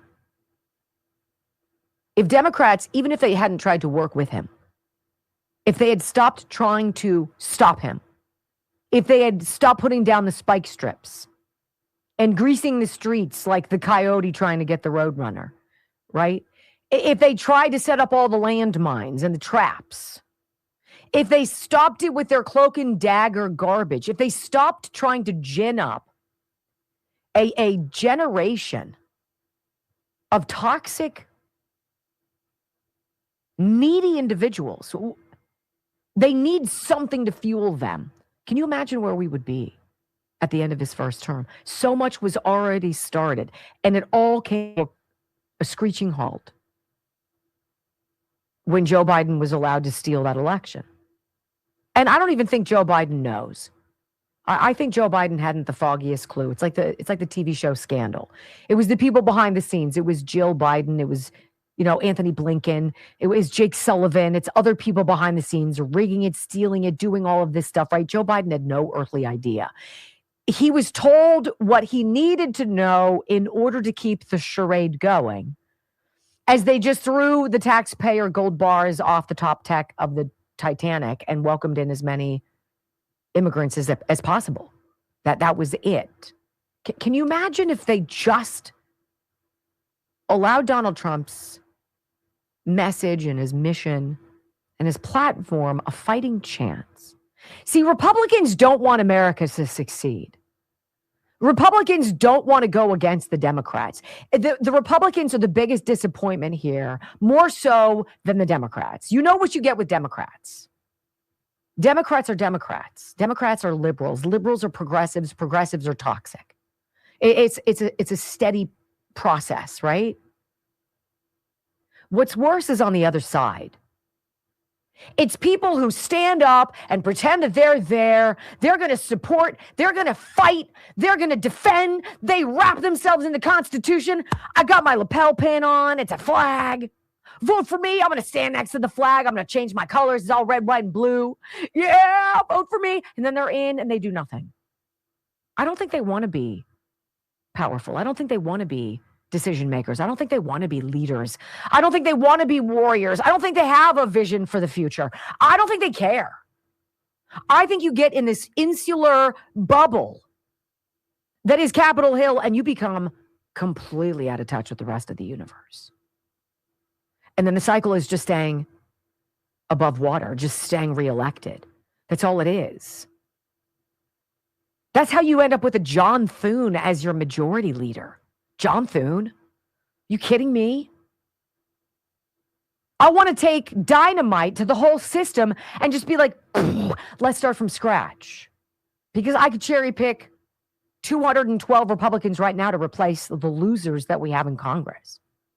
Josh Hawley, what happened to you, dude? What happened to you? I want you to hear J.D. Vance, though. This is where I get some pause. I enjoy hearing him. And I hear some people who are suspicious of JD or who wonder his rise to stardom and to fame and to being a darling of the Republican Party. And they're very suspicious of him. And why did he change his name? Well, if you do any kind of a dive on him, he changed his name because his mom got divorced. He came from a wacky upbringing. You know about it, right? And he changed his name to be a grandparent's name because the grandparents had the honor and lived in such a fashion that JD wanted to celebrate their lineage. And so he changed his name to Vance. Now, I don't see like that. I don't see anything wild about that. I don't see anything nefarious or weird or suspicious about that. And when I hear him talk, he has every right to drop the hammer on these people on the left, but he's measured. And I want to set this up because Adam Kinzinger loses his mind, and you need to hear this. But I want you to hear how J.D. Vance handled a question about Tim Walz, claiming that Minneapolis is under attack. This is a very succinct answer about the Trump administration's views of Minnesota's rampant corruption and Tim Walz's role in it. Listen. Well, it's very tough rhetoric from a guy who just quit because his fraudulent activities have been uncovered. Look, Tim Walz is a joke. His entire administration has been a joke. The idea that he's some sort of freedom fighter, he's not. He's a guy who has enabled fraud and maybe, in fact, has participated in fraud. That's what this new Assistant Attorney General position is going to find out. I don't care what Tim Walz says. I care about getting to the bottom of this fraud for the American people, and I care about enforcing the nation's immigration laws. That's what we're going to stay focused on. Period. I'm not going to be sidetracked into his dog and pony show. Our focus is cleaning up the illegal immigration problem and the fraud that came out of it. Okay. Now listen to Adam Kinzinger, okay? Adam Kinzinger is, it's almost like he exists merely for me to mock. And there's so much to mock. But if you were to take what I say is the scourge of America, and I say this all the time, it is your white, toxic, college-educated, triggered, liberal woman. And I'm demean her by calling her a chick. She's a white, toxic, college-educated, liberal chick. Okay? This is the male version of that. If that chick has a penis, or we assume does, it's Adam Kinzinger. It is petty. What he says is jealous. He sounds like a prepubescent girl who's jealous that somebody kissed the boy that she likes. It is really unsettling. And I want you to hear the Pied Pipers of the left, because this guy is one of the leaders. Listen. Hey, J.D. Vance, now that you have a beard and you're all tough and you're not the portly kid that, used to pretend like you actually cared about people less fortunate than you from your book, you got the sales, so that doesn't matter anymore. Now you have power, man. You're vice president. Oh, you're not fat anymore. Now you're J.D. Vance, the guy that's not as fat as he was and has a beard. Anyway, you obviously know what happened in this shooting because you claim right away that this lady that was driving her vehicle is a domestic terrorist. Wow. And that the officer had no choice but to shoot her. He was so helpless. He was helpless. He had to shoot her. She was mowing him down. Listen, dude, maybe once in your miserable chameleon life that doesn't actually stand for anything, whoever did whatever to you to turn you into the creature you've become, they should be judged. But no matter what is going on here, why don't you, for once in your miserable life, actually care about something and actually make an attempt to be a vice president for the whole country? Instead, you go out there today, you give a press conference that they're going to praise on Fox News because they have to. That's where they get all their money, the state agency. But you look like an idiot to America. You really do, man. I mean, sorry if I'm the first one to tell you this, but you do. You can lose all the weight and put on all the beard you want, but you still look like just some absolute clown. that doesn't know what he's talking about and doesn't care about the country. Listen, not only are we going to like flush the Trump name down the toilet after he's president, we're going to flush your name down the toilet too. There will be no kid in school that learns anything about Donald Trump and J.D. Vance except the fact that they did January 6th and then tried to cover it up and pretend like it didn't happen. So anyway, just want to tell you that. Have a good one, man. Take care. Isn't that so off-putting? It's so, I think he has kids. I would be embarrassed to put that out. I would be embarrassed as a grown-up, as a parent, as an example to my children. I would be embarrassed if they heard me speaking that way, in a petty, petulant, jealous way. Adam Kinzinger is mad that J.D. Vance is a best-selling author. He's mad that he lost weight and has toned his shape. He seems annoyed by his facial hair. I don't understand. And he's super pissed that he's vice president and that he's vice president on the fast track to being the next president. I mean, if we're all being honest here. There's an Adam Kinzinger in your life, a former friend, maybe a current friend, a member of your family. We all have them. How do you negotiate with that? How do you communicate with that? How do you sit down and have a reasonable conversation about anything when that is the predicate basis of that person's mind? When it's rage and jealousy and petulance and childishness. In what world do conversations with that kind of a person seem worthwhile? There is no benefit. And literally, this is where we are. I get a phone call last night from a member of my family who's aware of my schedule change. And because they live in another part of the country, they text me, hey, I'm leaving work now, if now is a good time for you to chat. I looked at Joe, my husband, and I said, I love this individual. I have absolutely nothing to say to them. I don't want to fake it anymore. I'm tired of dancing around. I'm tired of pretending. I'm tired of thinking that you give a rip about what I'm doing because you know I'm a conservative commentator and you can't stand it and you can't tolerate it. And yet you know we're blood. And so you've got to dance around it and I've got to pretend, and I'm tired of freaking pretending. I'm tired of pretending because somewhere along the way, you went off the deep end. I didn't. You can disagree with me. You can disagree with me politically, but you know who I am. You know you're wrong. I don't want to talk to you. And I know that was part of the reason why hearing my mom's song, Hallelujah, this morning in the car knocked me out, because she would be so disappointed in me. I'm sorry, Mom. I can't fake it anymore. I can't. When we come back on the Wendy Bell radio program, the older millennial knocking it out of the park.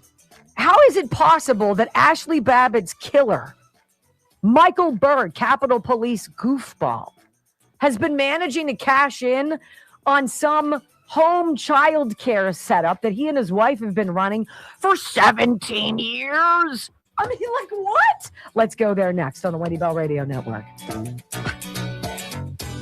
17 years. Maybe that's the new book deal. 17 years. You want to run a child care from your house? I've got space. I could do it. How could I get federal funds? How hard would that be for me to get state funds? What do I have to do? I should apply for a grant. I should absolutely apply. Wouldn't that be wild? That would be freaking wild. I didn't want to take the call. I didn't take the call. I didn't respond. I don't blame you. I've passed on dinners to have conversation. Did someone... If we could set up a rule, and the rule is you leave your emotions, we both leave our emotions at the door. We will speak only in fact. And if you don't have facts, you should find them and come to whatever meeting we're going to have with your facts. Because I will destroy your freaking feelings. I guarantee you that. I don't care. I said I wanted to live stream it. You said you wanted me to come, or Kate did. Yeah. Well, Jolene and Kate thought it would be funny if I just took you with me. And I said, hey, I'll come. You want to have a conversation? Let's live stream it. That was the... No. I have a couple thousand people to follow me on Facebook that would love to see how stupid you are. 2.67. Come on, you guys. We've got to at least get to 3. I mean, this is kind of dippy. We need to get to 3,000 rumbles. Look, if you're new to the show and you're not familiar with weighing in, like, you have a vote. You have a vote in our elections, and you have a daily vote in this show. You can go thumbs up. You can go thumbs down. The choice is yours, but it is yours. And I ask you to make that decision. Go under the video box, click the thumbs up or the thumbs down button. That's called rumbling. Rumbling pays attention to that. They pay attention to you. You know who else does? Dr. Charles Simkovich at the Simkovich Concussion Institute. And he has to. Every single person who comes to him with some kind of a problem with their brain. Can you imagine? Something's wrong with your brain. Where do you go? Your PCP? Are they going to be an expert in your brain? No. They're going to pawn you off on somebody, which is good. But is it going to be the Simkovich Concussion Institute? Because that needs to be your phone a friend. That's your lifeline. That goes in your phone stat. Write it down. Put it in your phone. You never know when you're going to need it, but you need the best. I believe Dr. Simkovich and his team are the best. 412-366-3700. 412-366-3700. Simkovich, concussioninstitute.com. Get healed, get hope, get help, get your life back. Be pain-free again. Be focused, be confident. Sometimes it's as simple as him putting his thumbs on the roof of your mouth and moving things around. Moving your head, twisting your shoulders, adjusting you, but adjusting your face. Fascinating. Fascinating, and it's right there for you. Don't suffer. 412-366-3700. Your girl just started some stuff on Facebook or on Rumble. Who's my girl? There's so many. Amanda. Oh, what'd she do? Demanding a Sunday show. Okay.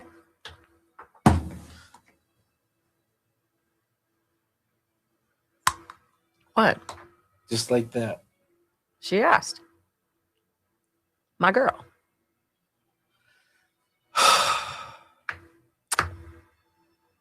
She burned the name of our show into her leg. So did I. I still don't get a say. And mine's way bigger.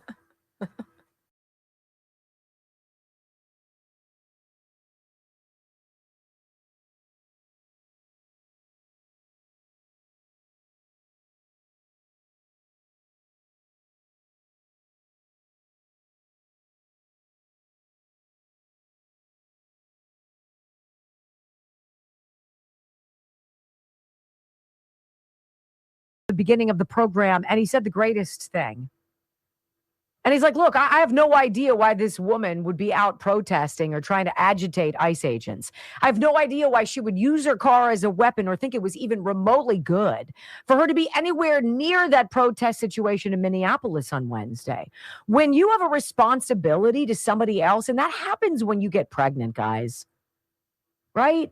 It happens the minute you find out, yes, when you look at that testing thing and it's got the 2 lines with the plus. You're pregnant, everything changes. It's supposed to.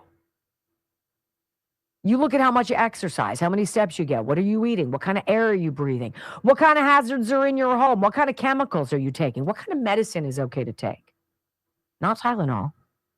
And then after you have a baby, you get insurance, life insurance. You're super protective of them. Well before they can crawl around and stick anything into an outlet. You plug everything up, right? Everything's moved off of the way. You're aware of hazards in their crib. You do whatever you can.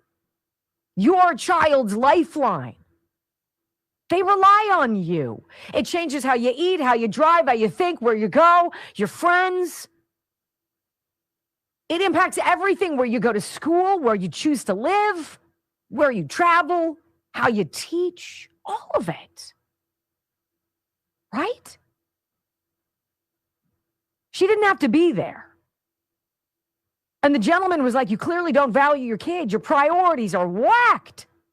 Well, then on the other side of this is this notion that you can say that you're educating kids or you're opening a daycare in your home and that you should get millions of dollars. I have no idea how much Michael Bird and his wife have gotten. I do know they've had a freaking daycare at their house for 17 freaking years. I don't know if the Bird family has been after he killed Ashley Babbitt in the course of all of this. In the course of him killing Ashley Babbitt on January 6th, Michael Bird and his wife had long had some home daycare center at their home, and they've gotten money. But it's so weird. The anomalies that come up with this daycare offering. And we love the older millennial on X who points this out for us. Listen. This is another one of those stories where I was like, what? So y'all remember Michael Bird from January 6th? This is the Capitol Hill police officer who decided to murder an unarmed Ashley Babbitt. Well, guess what kind of business he runs out of his home? Guess he's got some Somali friends who turned him on to a good venture. Yeah, apparently, Robert Bird has been running a daycare out of his house for the last 17 years. And just to add a little more intrigue, somehow, in 17 years, the Bird's Family Daycare in Brandywine has 0 reviews. Not a single parent has said they sent their kids there. But that hasn't stopped Mr. Bird from raking in millions. Yes, the Capitol Hill police officer, who, by the way, isn't certified to take care of kids. Oh, and neither is his wife or anyone who lives at the home. Yeah, they've been running a daycare out of their house, a daycare, for the last 17 years and have taken in millions of dollars of taxpayer money over that time. And we're all supposed to pretend that's normal. Right? So the only thing he got wrong, he called him Robert Bird. The guy's name is Michael Bird. Not like it matters. Now, can I tell you exactly what's going on at the Bird's house? I can't. But I think everybody should be under review. I think every single person out there who claims to own one of these and run one of these systems out of their house, how hard is it to do? I have a house. I have kids. How hard is it to get certified for this? How hard is it to get federal money or state money for this? Probably not very. See, we're fighting for that stuff to change. The people on the left are fighting those who are fighting that, right? People on the left are fighting law enforcement. They're fighting sanity. They're fighting common sense. They're fighting their good God-given gift of making good decisions, of which Renee Good made many poor ones on Wednesday. I mean, this is ridiculous. I'm going to go back to one very specific time in American history, and it was COVID. Think about it. Think about all of the things that you would have no earthly idea of had you not been pushed through that once-in-a-lifetime global pandemic. If you hadn't been forced to be captive in your home because you weren't allowed to work, and you watched people around you lose their ever-loving minds, and you watched people on television pretend to be experts, and they implored you to trust them, and they told you it was your responsibility to do what was right, and if you didn't do that, you were a bad person. Thank God that happened. We didn't need to lose 1 million Americans in the course of that, though. When we come back, hour number 3 of the Wendy Bell radio program, Pittsburgh's Post-Gazette. 240 years in business, ladies and gentlemen, closing its doors this spring. Beware television news, because you're next on the Wendy Bell Radio Network. Not just TV, but radio. Pay attention, guys. You haven't been paying attention. I don't know why. Like, what is it? Now, I will admit, up until Palm Sunday of 2020, I was busy, right? I was busy. I got fired from my busy job, and then I became a busier mom. I was deeply involved in my children had 5 boys going through the machinations of school. The oldest was a freshman in high school, right? So I had all of them to manage: high school, middle school, elementary school. Mom just got fired for being an international racist. Now I got to try to raise my kids. Our income got cut in half, total upside down, inside out. I don't know if I would have paid attention if COVID would have dropped then. I don't know. But they just went a little too far on that. Then they went way too far on that. They woke up a lot of us. Thank God. I want to tell you about Healthy Cell. Thank goodness for this. Thank goodness for people who identify the fact that a lot of us like taking natural nutraceuticals, right? Things called adaptogens, things that are more out there in nature that benefit us, supplementation that benefits us.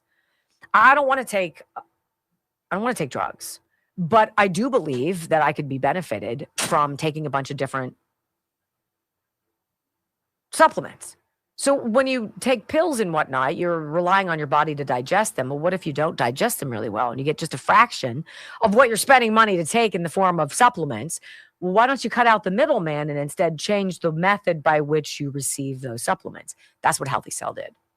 We're going to take a tablet or a capsule of good stuff for you, and we're going to put it in a gel.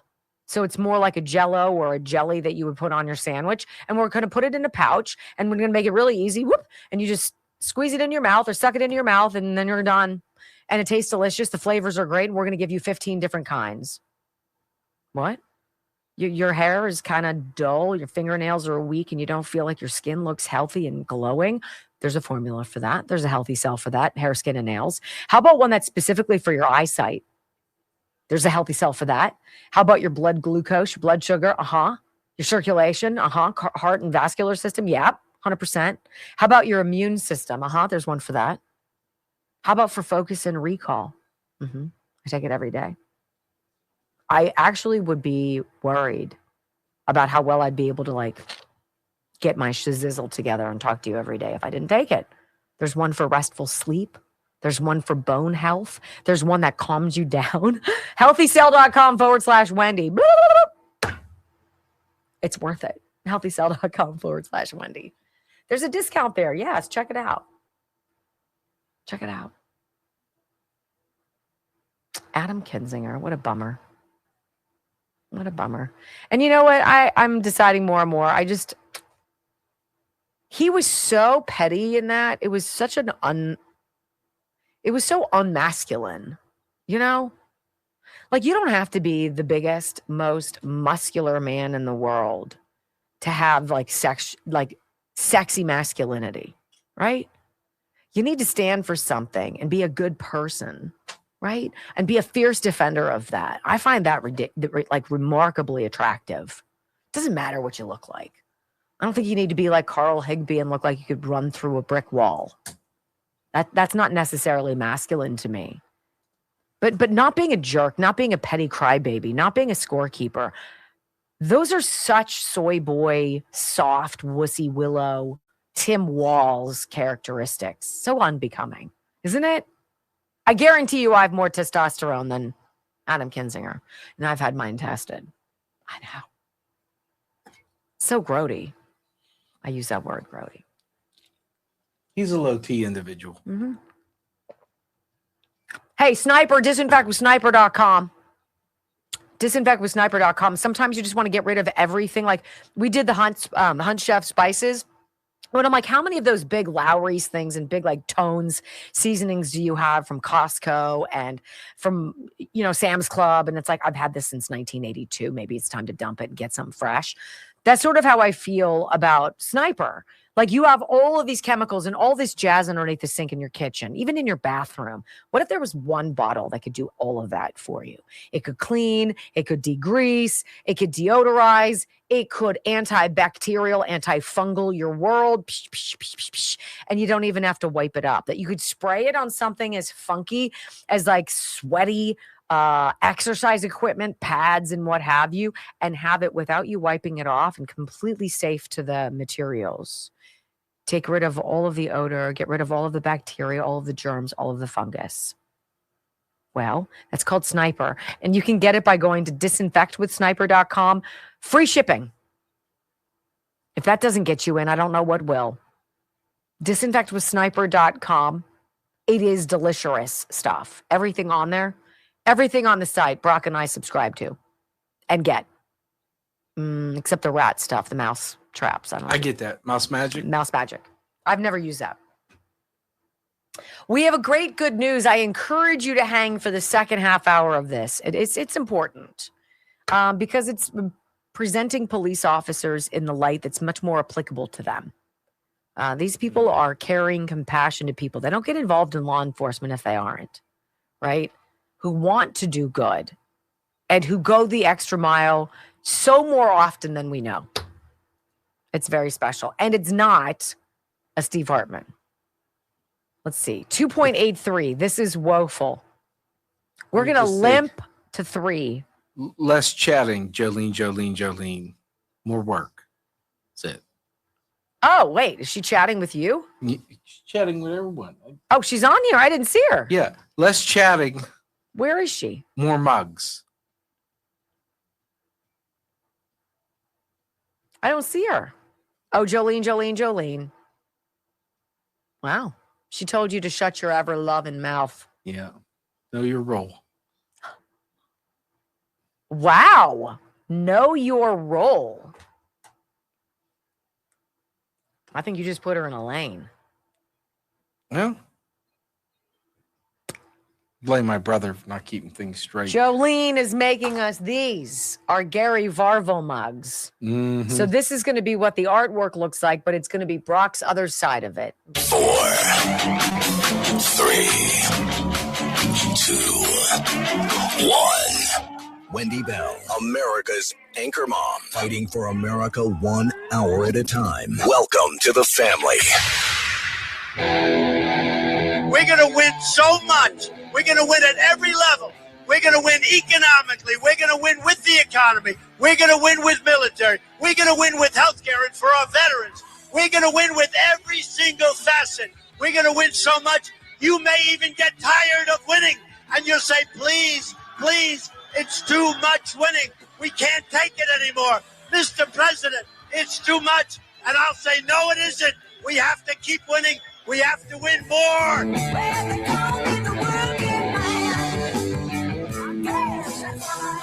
going to win more. 3 hours of bold truth and excellence. You've just signed up for the WBR Army. Strap in. This is the Wendy Bell radio program.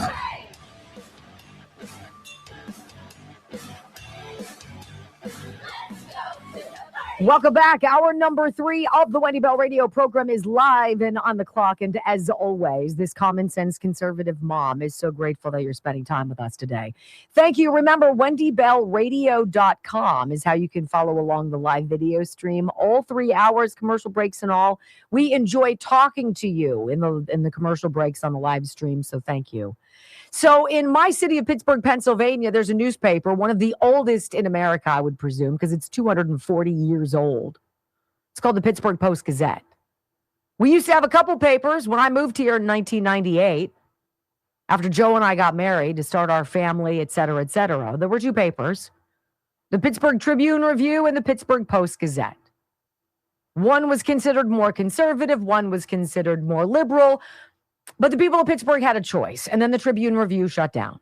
Well, after 240 years, the Pittsburgh Post-Gazette now says it is shutting down, closing the door, stopping the presses, coming up in May. Now, I'm not surprised, and I do not celebrate this.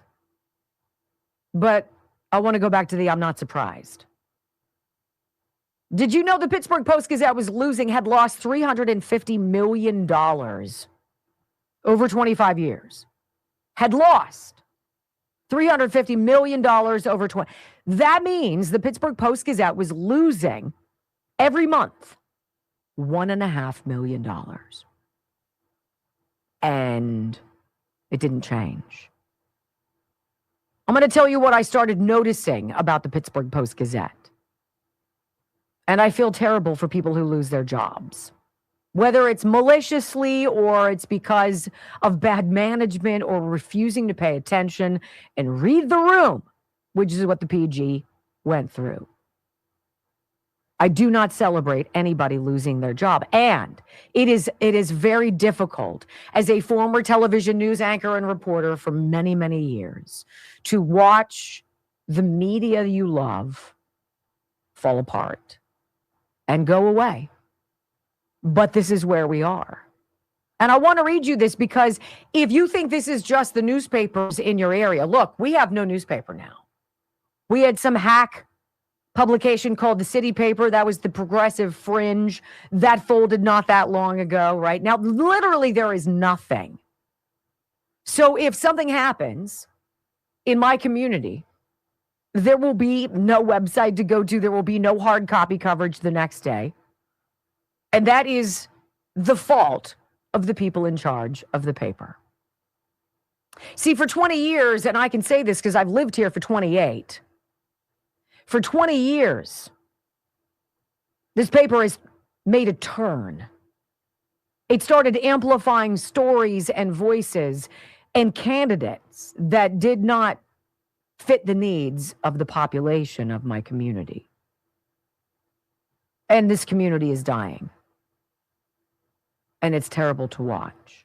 It is the product of Democrat politicians who always win, who win so commonly it's not even worth it to run as anybody other than a Democrat. Nothing ever gets better. The problems get worse. People don't stop dying. The trash doesn't get picked up.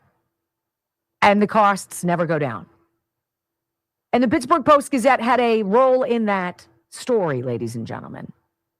They amplified things like the furry convention that would come to town. Adults dressing up in costumes and doing God knows what. They got to bed with the LGBTQ crowd. And if you started reading their editorials, things weren't just slightly biased. It was hook, line, and sinker. And finally, enough people stop paying attention. And you go to a circulation of what? 100,000, 80,000? Do you know how terrible that is? I want to read you a little bit about this because this is going to happen in a blue state near you, maybe even yours. It's not sustainable. Conservatives will not continue to get what you are selling. They have walked away. They have been lied to or manipulated the last time. And I'm not saying that everything the PG did was bogus. They did good work on some things until they didn't. And people aren't trusting anymore.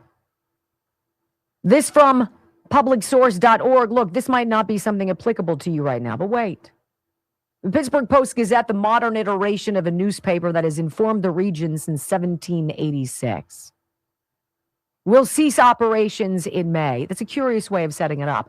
The modern iteration of a newspaper that has informed the region since 1786, 240 years, will cease operations in May, according to an announcement released today by its ownership, Block Communications Incorporated. The move would cost hundreds of jobs and leave the city with no print newspaper. The paper plans to publish its final edition and cease operations on May 3rd of this year, according to a release distributed by Senior Director of Marketing, Allison Latcherin. Over the past 20 years, Block Communications has lost more than $350 million in cash operating the Post-Gazette. Despite those efforts, the realities facing local journalism make continued cash losses at this scale no longer sustainable. It was never sustainable, Allison. It was never sustainable. For 20 years, it wasn't sustainable. But see, Nick Shirley proved to you why it's not sustainable. Because we don't need you. We have the new media. It's immediate. I don't have to wait till tomorrow to read it. I don't have to go behind a paywall to see what you say. It's in front of me. And you didn't read the room. You didn't listen to us beg you for fairness. You didn't hear us when we said, look, your bias is so obvious. You've got to try a little harder not to suck. And so I'm sorry that you're closing. But it was predictable. I want you to hear the paper's video announcement on shutting down, at least several seconds of it. I can only presume this is the senior director of marketing, Allison Latcheran, dropping the news. Here you go.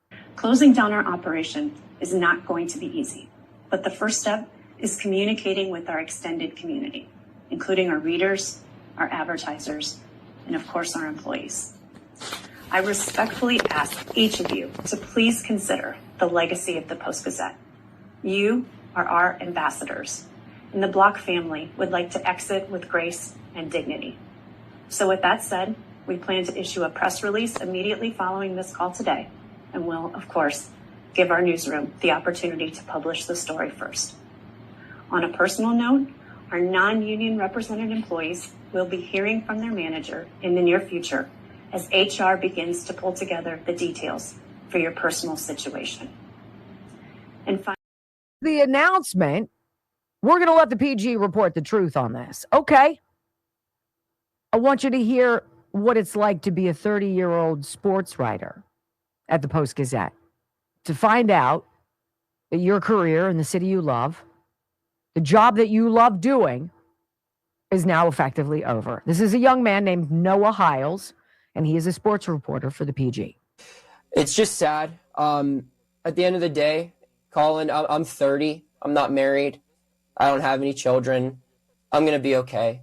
I'll find another job, maybe in journalism, maybe not. But, you know, a lot of my coworkers probably won't find an opportunity in journalism, and that sucks. But something that hurts me even more, and I really hope it's something that the Block family understands, is that this affects the entire city of Pittsburgh. My first day at the Post-Gazette, I remember coming up the elevator, and as soon as the doors opened, there was the Pulitzer Prize our paper won for covering the Tree of Life shooting.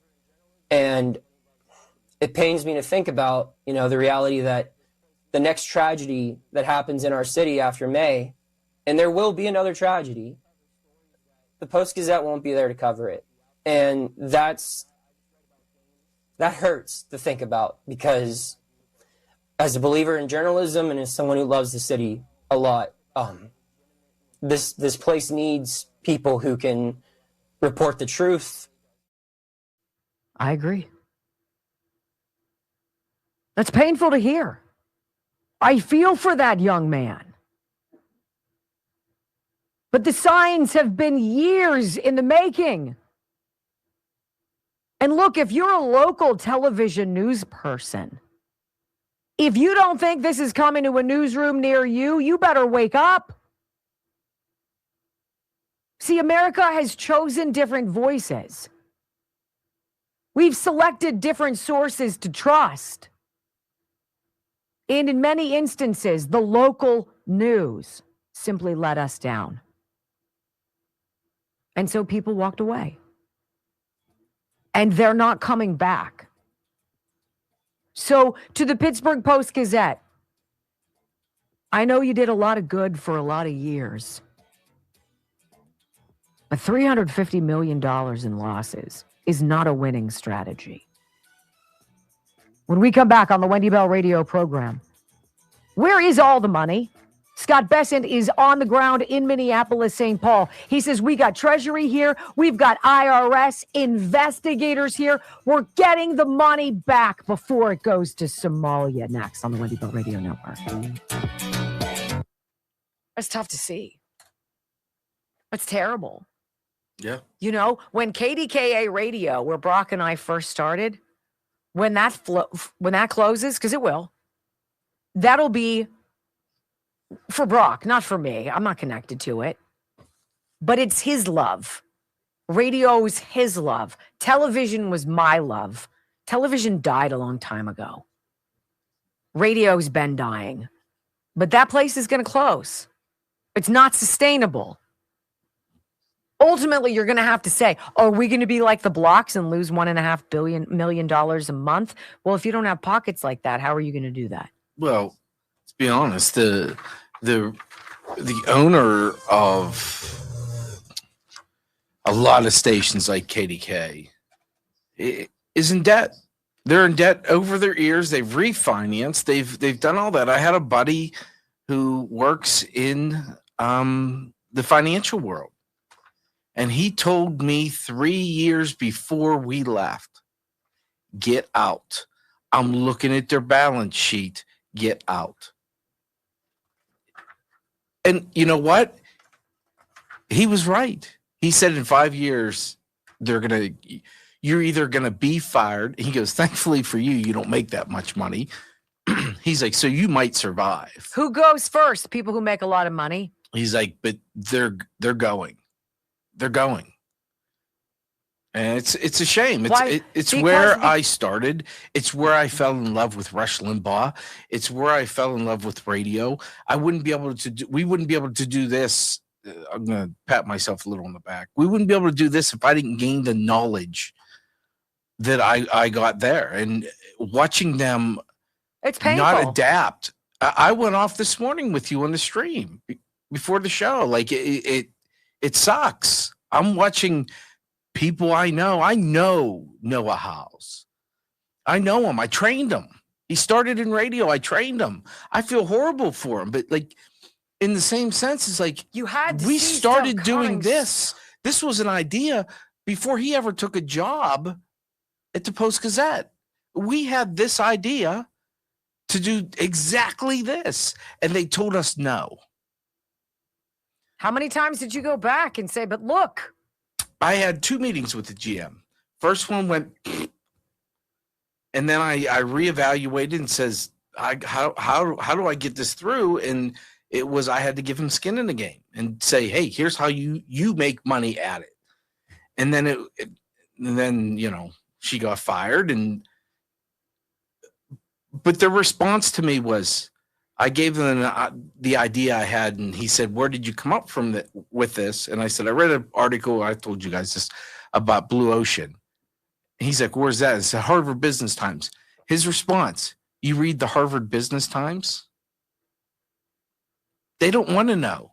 They want to bury their head and continue to live off of. They're Republican. That's like the Republican Party. Yes, exactly. They don't want to fix anything. They don't want to fix it. They're not there to make change. They're not there to be a warrior. They're not there to be your hero. They're not there carrying a flag for you. They put that stupid lapel pin on as a show, right? It's like a tranny putting on their padded bra. It's part of the costume, right? Stop. Because we already know that you have no wiener anymore. You've been emasculated. You're now just a big wuss in Congress who fights for nothing and only wants to stay there to protect themselves. So suck it. Suck it. Sorry I sucked up your time. We'll do AIM when we come back.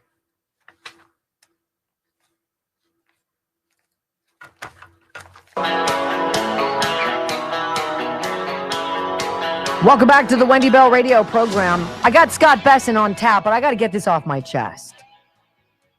Look, in this environment, if you can't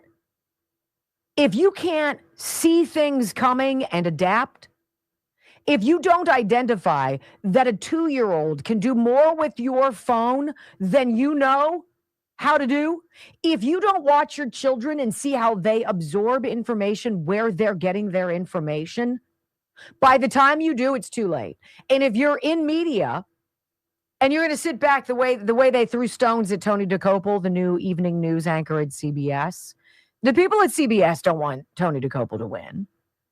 The people at CBS don't even care about winning. It is the most petty, petulant, narcissistic, egocentric, pathetic, childish business in the world. That's called television news. Radio might be close to it and print might be a distant third. But you've been replaced. Houston, everybody is replaceable. And if you're making a decent wage right now, you damn well better be thinking about plan B. And you damn well better be banking your money.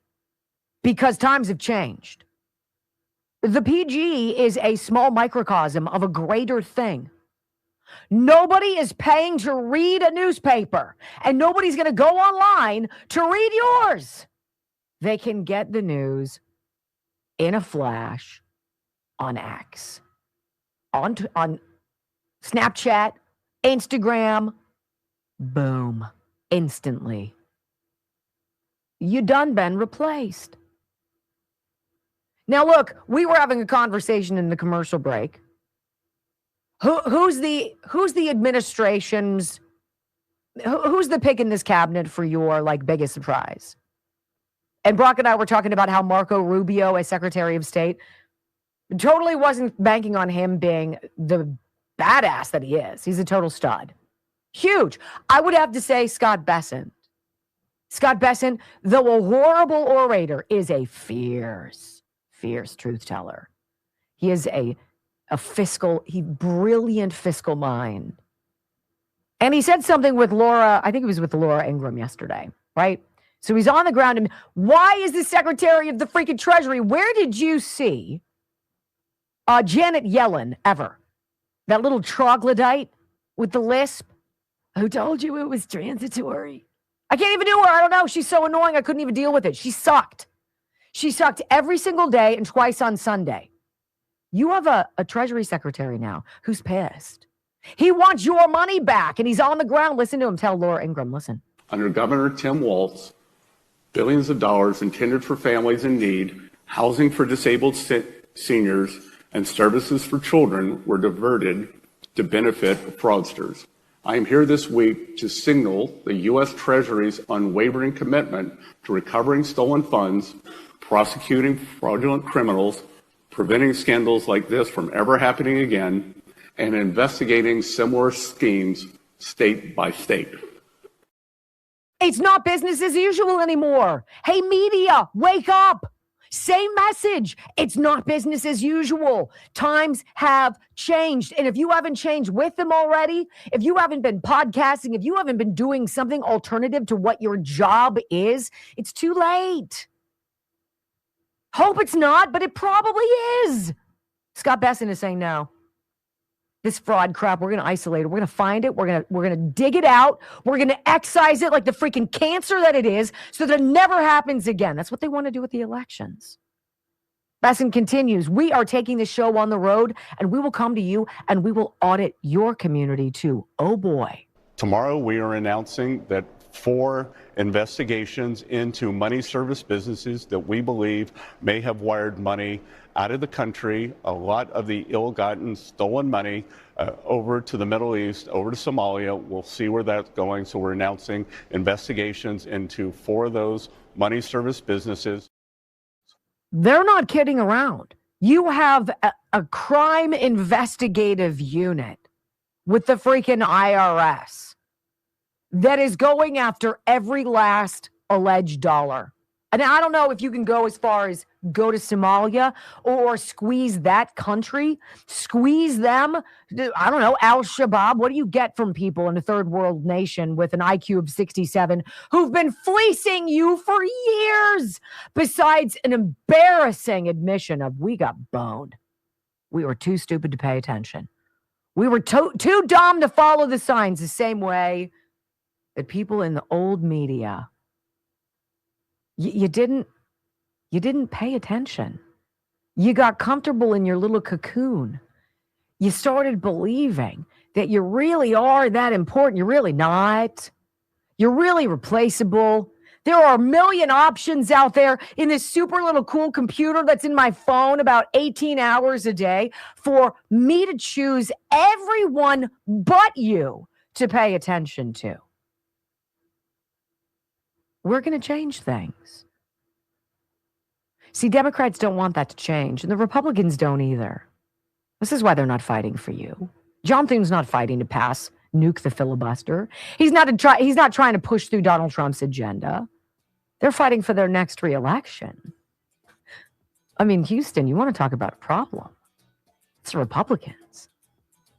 When we come back on the Wendy Bell radio program, besides good news and bad jokes, you know, where were the Democrats when America's daughters were savagely beaten, raped, and murdered by illegals? Because they want you to say Renee Good's name, just not Laken Riley's. It's interesting, isn't it? Next.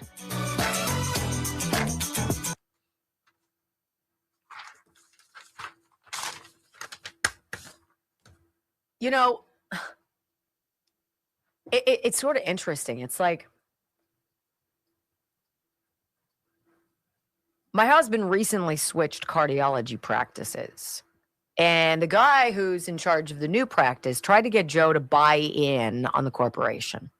For X amount of dollars, you can be one of 3 owners of this corporation. And that means you'll get higher pay, right? You'll get a compensation that's higher than everybody else, perhaps a little bit more in bonus. But at the end of the day, 1/3 of this corporation will be yours. Shrewdly, Joe said, what's the value? What do I get as the corporation? The equipment in this office, which, like a car, the minute you drive it off the lot is obsolete and is worth a fraction of what it's worth, right? Besides, they're already developing the next level of whatever this is in front of us. So there is no value. There is no intrinsic saleable value in buying into a medical practice. What are you buying into? Besides probably giving the people who were dumb enough to buy in at the beginning a golden parachute so they can get out, right? And so Joe's like, no, I'm really not interested in that. I don't want to be a partner. Truly, where is your liquid money? Because it's not in these machines. Where is it? And it's a cash corporation, so they have to zero everything out at the end of the year. What are you buying into? What are you going to put tens of thousands of dollars or more into? For what? What do you get? What's the value of that in 5 years? What's the value of that in 5 weeks? I don't know. Like, that was yesteryear. The new age, nobody wants to work in a private doctor's office. They want to be owned by corporations so they can clock in and clock out. And there's some overarching apparatus that makes all the decisions for them. I don't know about you, but that's not the doctor I want. BodyByAim360.com. I want to tell you about their genetic testing. All right. I want to tell you, they are thrilled to announce their exclusive genetic testing program. This is the easiest, it is the most affordable, and it is the most comprehensive way to understand your health on a genetic level. This is cutting edge information that no one else is offering for under $500.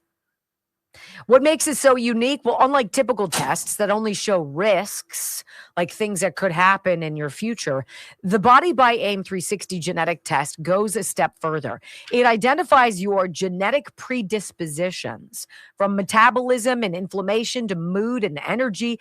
It provides a personalized treatment plan so you can take action now to prevent issues before they happen. It's simple, it's stress-free, no blood draw required, just an easy cheek swab that takes less than a minute. These results are powerful, but they're also complex, which is why Dr. Dubiak through today is offering the what do I want to call it? The consultation. He's throwing in the cost of the consultation for free. Go to bodyByAim360.com and you'll see all of the notices about it. It's called AIM Print, $499. Several weeks it takes to get your results. Worth it, worth it, worth it. 100%. Oh, I got to go to the bathroom. Do I have time? Yeah.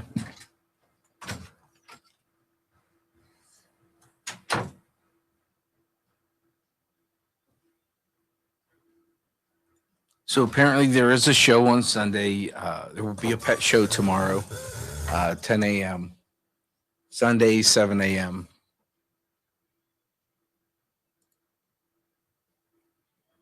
This Post-Gazette story is, it's tough. It's, a lot of, I guess it hits a little closer to home because I know people that work there, and seeing the writing on the wall of where radio's going, it makes it hard. It makes it hard because this is such work with the right people, work at the right stations. This is a fun job. This isn't heavy lifting, but you sit here and you watch them destroy things. And it's not the people that actually do the work. It's management. It's these conglomerates that come in and buy up all the radio stations that mismanage things. You're watching good people get fired because of bad decisions by a few, because they've lost touch with what you actually do. And it's just a shame. They squash stories because advertisers don't like them. And you lose credibility. And you watched the piece we played was from a radio station. They left that guy's name that sent them the information on there. You need to explain that. There was basically a whistleblower who was like, hey, look, or somebody who's internal to the radio station who's like, look, they sent this to us. They posted it, which is where we ripped it off from. And they exposed the guy's name. Yeah. So what do you think is going to happen to him? That's just Bush League. That is Bush League. You're Bush. Do better.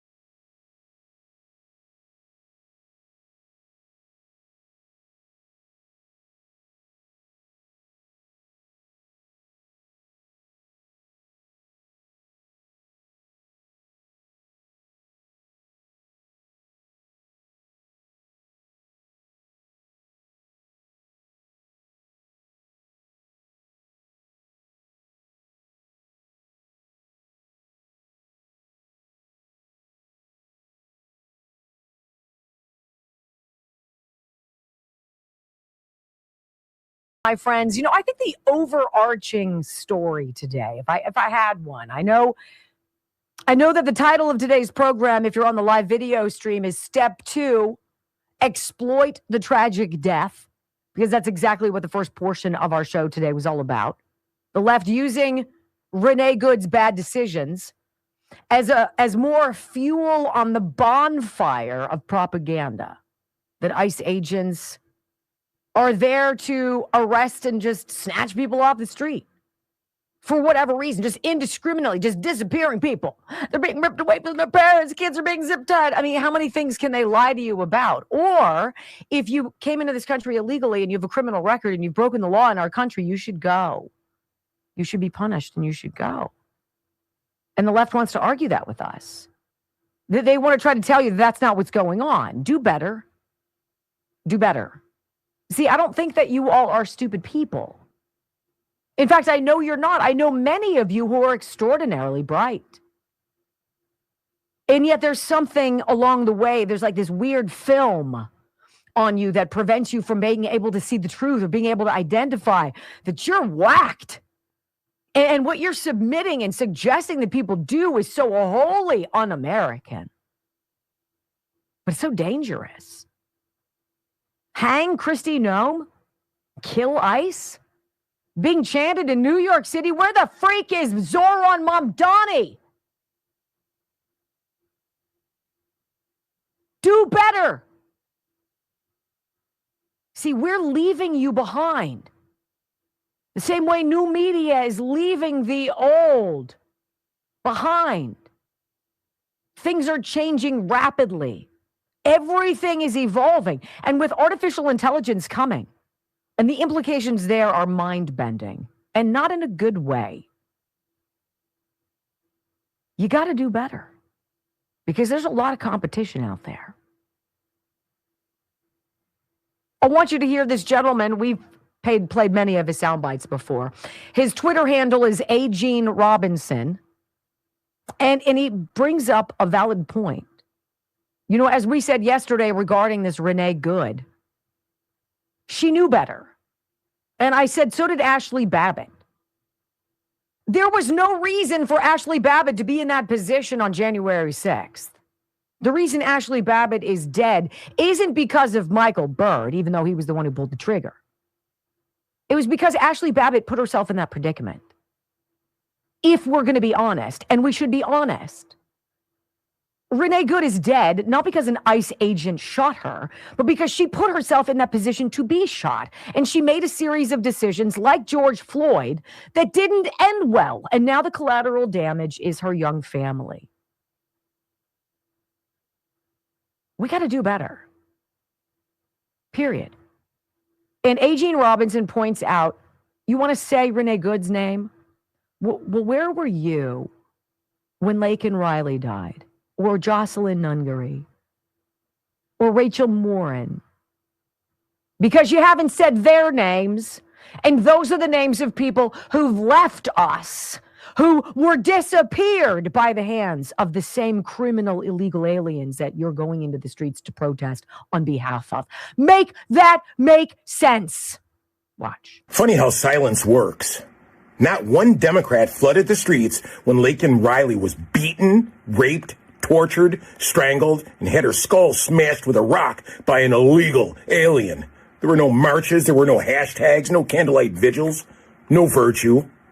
Not one Democrat demanded deportations when 12-year-old Jocelyn Nungaray was raped and then had her throat slit by two illegals. Not a word about borders, not a whisper about accountability, not a single protest demanding justice for a small American child. Not one Democrat staged outrage for Rachel Morin, a mother of five young babies, strangled, sexually assaulted, beaten to death with a rock.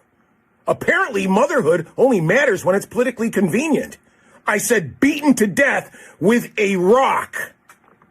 Not a gun, not a knife, not forks, but a rock, whatever was readily available to murder an American. Not one Democrat tweeted a single syllable about Dakara Thompson after an illegal sexually assaulted her and then chucked her off the bridge like she was just trash. Silence. Absolute silence. No emergency panels, no breathless press conferences, no moral panic, no calls to dismantle the policies that imported the predators who did it. But let a white liberal woman ram a 4,000 to 4,700 pound vehicle into an ICE agent, and suddenly it's a national emergency. Suddenly it's protests all over the place. Suddenly people are showing up at federal agencies, standing and impeding progress. Suddenly it's tears, whining, crying, gnashing of teeth. Suddenly it's hand-wringing about law enforcement and state violence. That car wasn't a misunderstanding. It wasn't confusion. It wasn't fear. A vehicle at that weight is a deadly weapon. Period, point blank. So cope. You know, and he calls out the same left, by the way, that during President Trump's joint address to Congress last year could not stand up and applaud DJ Daniel, the young boy who's had multiple brain surgeries for cancer. You can't stand up for a young survivor? Really? Do you remember when Joe Biden didn't even know Laken Riley's name? This was at his State of the Union. He tried to find it. He didn't even know it, and he said the wrong name. Lincoln Riley, an innocent young woman who was killed by an illegal. That's right. But how many of thousands of people being killed by illegals? To her parents, I say, my heart goes out to you, having lost children myself. Seriously? That is what we had. Isn't it so amazing that you survived 4 years of that? You know, there's a study I wanted to he called her Lincoln Riley. That's akin to checking his watch on the tarmac during the dignified transfer of bodies. There's a story out, and it's important, especially if you're on one of those weight loss jabs. And a lot of people are. And I want to read you this to you, not as some warning to you or trying to encourage you to do something. I'm not. But it's applicable to kind of where we are. Weight loss jab users regain pounds rapidly after stopping treatment. Major review confirms.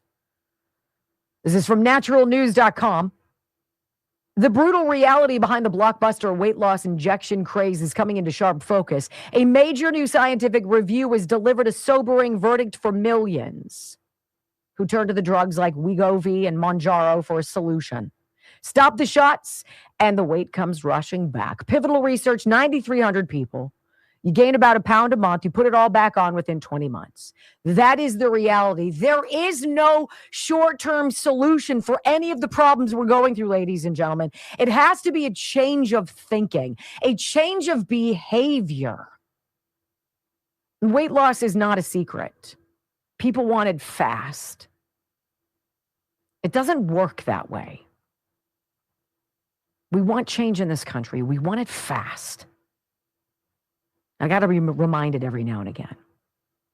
Sadly, it doesn't work like that. All right, we waited.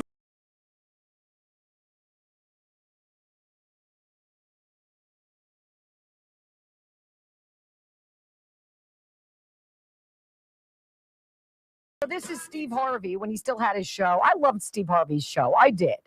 I think he still has it. Does he still have it? Yeah. I haven't watched. Okay, so this is the Steve Harvey show. This is one of their most popular segments ever. And it has to do with from a crash to a new car. How, I will say, a police officer helped a stranger in need, and how that police officer's department gave him the backup he needed. It's so great. What happened next? Well, after I completed the crash investigation, I had to take her home because she had no car. And then on the ride there, she explained to me that she had a full-time job and she had no idea how she was going to get back and forth to work. She was a single mother, had 2 children, and she didn't know how she was going to get them to school or their school functions and stuff. So after I dropped her off, I just knew that, God sent me that call to help her out, and that was my purpose for being there. So what did you do? Well, after I dropped her off and I knew what I wanted to do, I got a hold of my wife because she's the one that handles the checkbook. So I had to run it by her and explain what was going on. She gave me her blessing. So anyway, after I got the approval from her, I got a hold of a good buddy of mine that owns a used car lot. And I explained the whole story to him. And I said, hey, I want to help this lady out. This is the story. And he was on board right away. So with that said, we shared the cost, and we were able to get her another car that was 7 years newer than what she had. With that, we got her a new car. Not only did we do that, but we paid for the transfer of the plates from the other car to this car, filled up her gas tank, and then the captains got wind of what I was doing, and they pulled their sources together, and they came up with enough money to pay off the title to her car, too. So, with all that said, while I was on duty, I went and picked up her car and got to drive it back to the PD. And one of my detective buddies, he, dressed it up with balloons and stuff like that. And I got a hold of Danielle, and I said, hey, I need some help with some paperwork. Can I come pick you up, bring you back to the PD so you can help me get this paperwork done? She's like, sure. So I went and picked her up, and as I'm bringing her back to the PD, she had no idea what was going on. And as we came around the corner of the police department, I said, by the way, I got you a new car. You didn't know what was I just, when he was like, we got you a car, I'm looking like a car. I seen the balloons and I seen all the cameras. I'm like, oh, you got me some fans too, thank you. But it was beautiful though. When I say it was beautiful, like a lot of people don't understand, like in a day and age what we're going through. He went above and beyond, so God put him in a power position to help. Because a lot of people will say, I'm going to help you, and don't help. So I'm really, like, wholeheartedly, like, I didn't even cry that day, but it's like everything's so surreal. So I'm just really humble and just really thankful. A story has a little bit of everything. It has the story that I think happens in police precincts all around the country. Good cops who do good things for people who need help. And it completely squashes the whole every white person's racist story, which they're so desperate for. White cop helping a black mom. And I'm not so sure he gave one rip about the color of her skin. When we come back on the Wendy Bell radio program, it is your Bad Jokes. Bad Joke Friday next.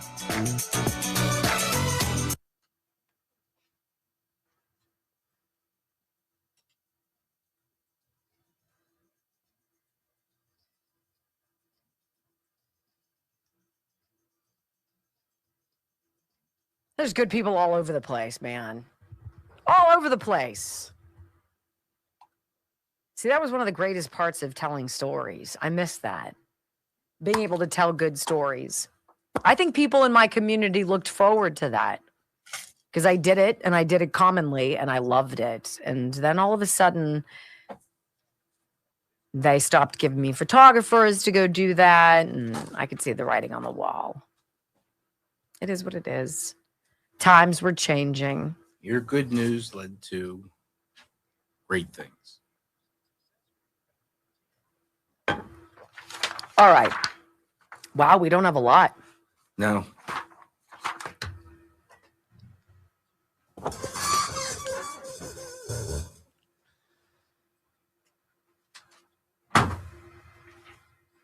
I disagree. Sherry worked out for me. I'm ready for it.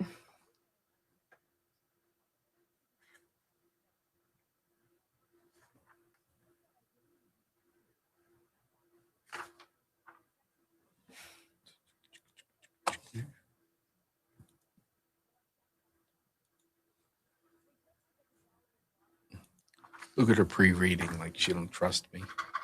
She don't trust me? Oh, you have your headphones in.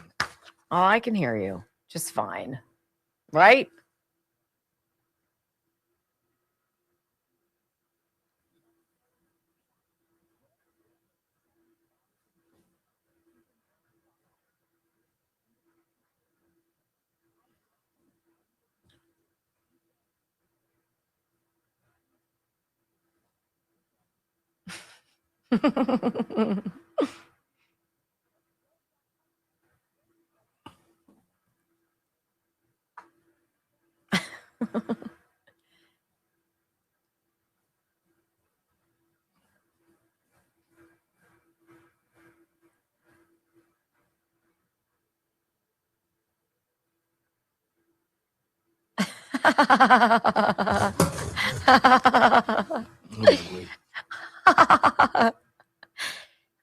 It's all the little things. Okay. Okay. Wow. It's all the little things. Wow. 9 minutes. It's been a long week.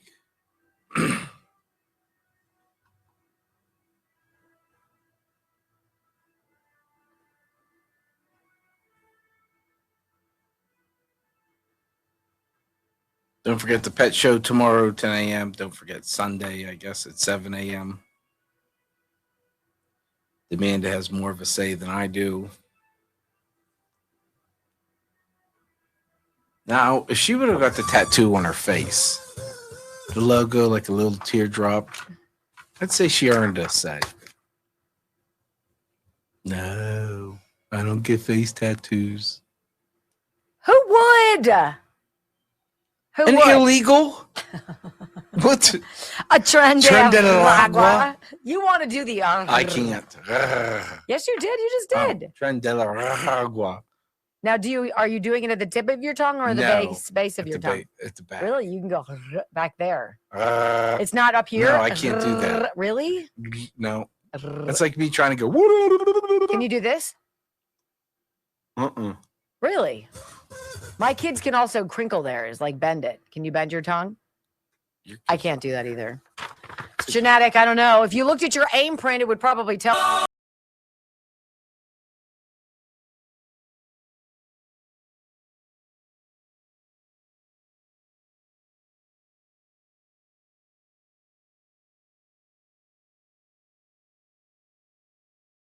All right, it is that time of the week, ladies and gentlemen. I want to thank you for being here for the first full week of our new time slot, noon until 3.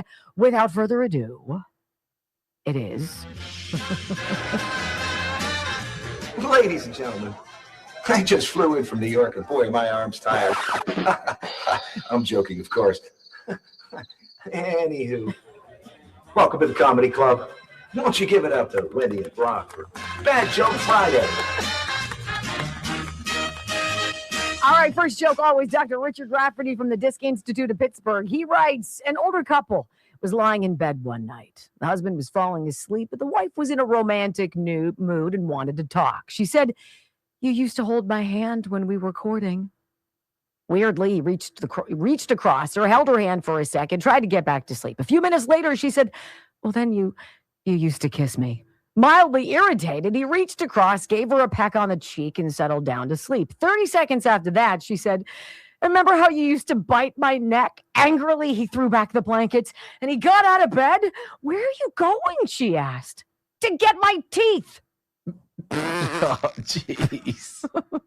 What kind of bees make milk? Oh. Boobies. Oh, gee whiz. You're so proud of yourself. Look at you. Yeah, it's like a poop and Oh, fart joke. my gosh. 2 slices of bread got married. It was a beautiful ceremony until someone decided to toast the bride and groom. That's from Kate. I couldn't even laugh. My wife asked me, should I slip into something that will make you smile? Oh. I said, yes. How about a coma? Wow. That's a I'm coma? just reading the joke. A coma. Well, I'm not saying Brock is slow, but one night. Wow. But one night he was making out with his wife on the couch, and she said, "Honey, let's take this upstairs." He replied, "Okay, you grab that end of the couch, I'll get the other." That sounds like I'm trying to get things done. Bugs Bunny and Elmer Fudd break into a distillery. Bugs turns to Elmer and asks, "Is that whiskey?" Oh. Elmer says, "Not as whiskey as robbing a bank." Oh, gosh. I have a stupid dog that just ate a bunch of pronouns. Seriously? Yeah. He, she, it, everywhere.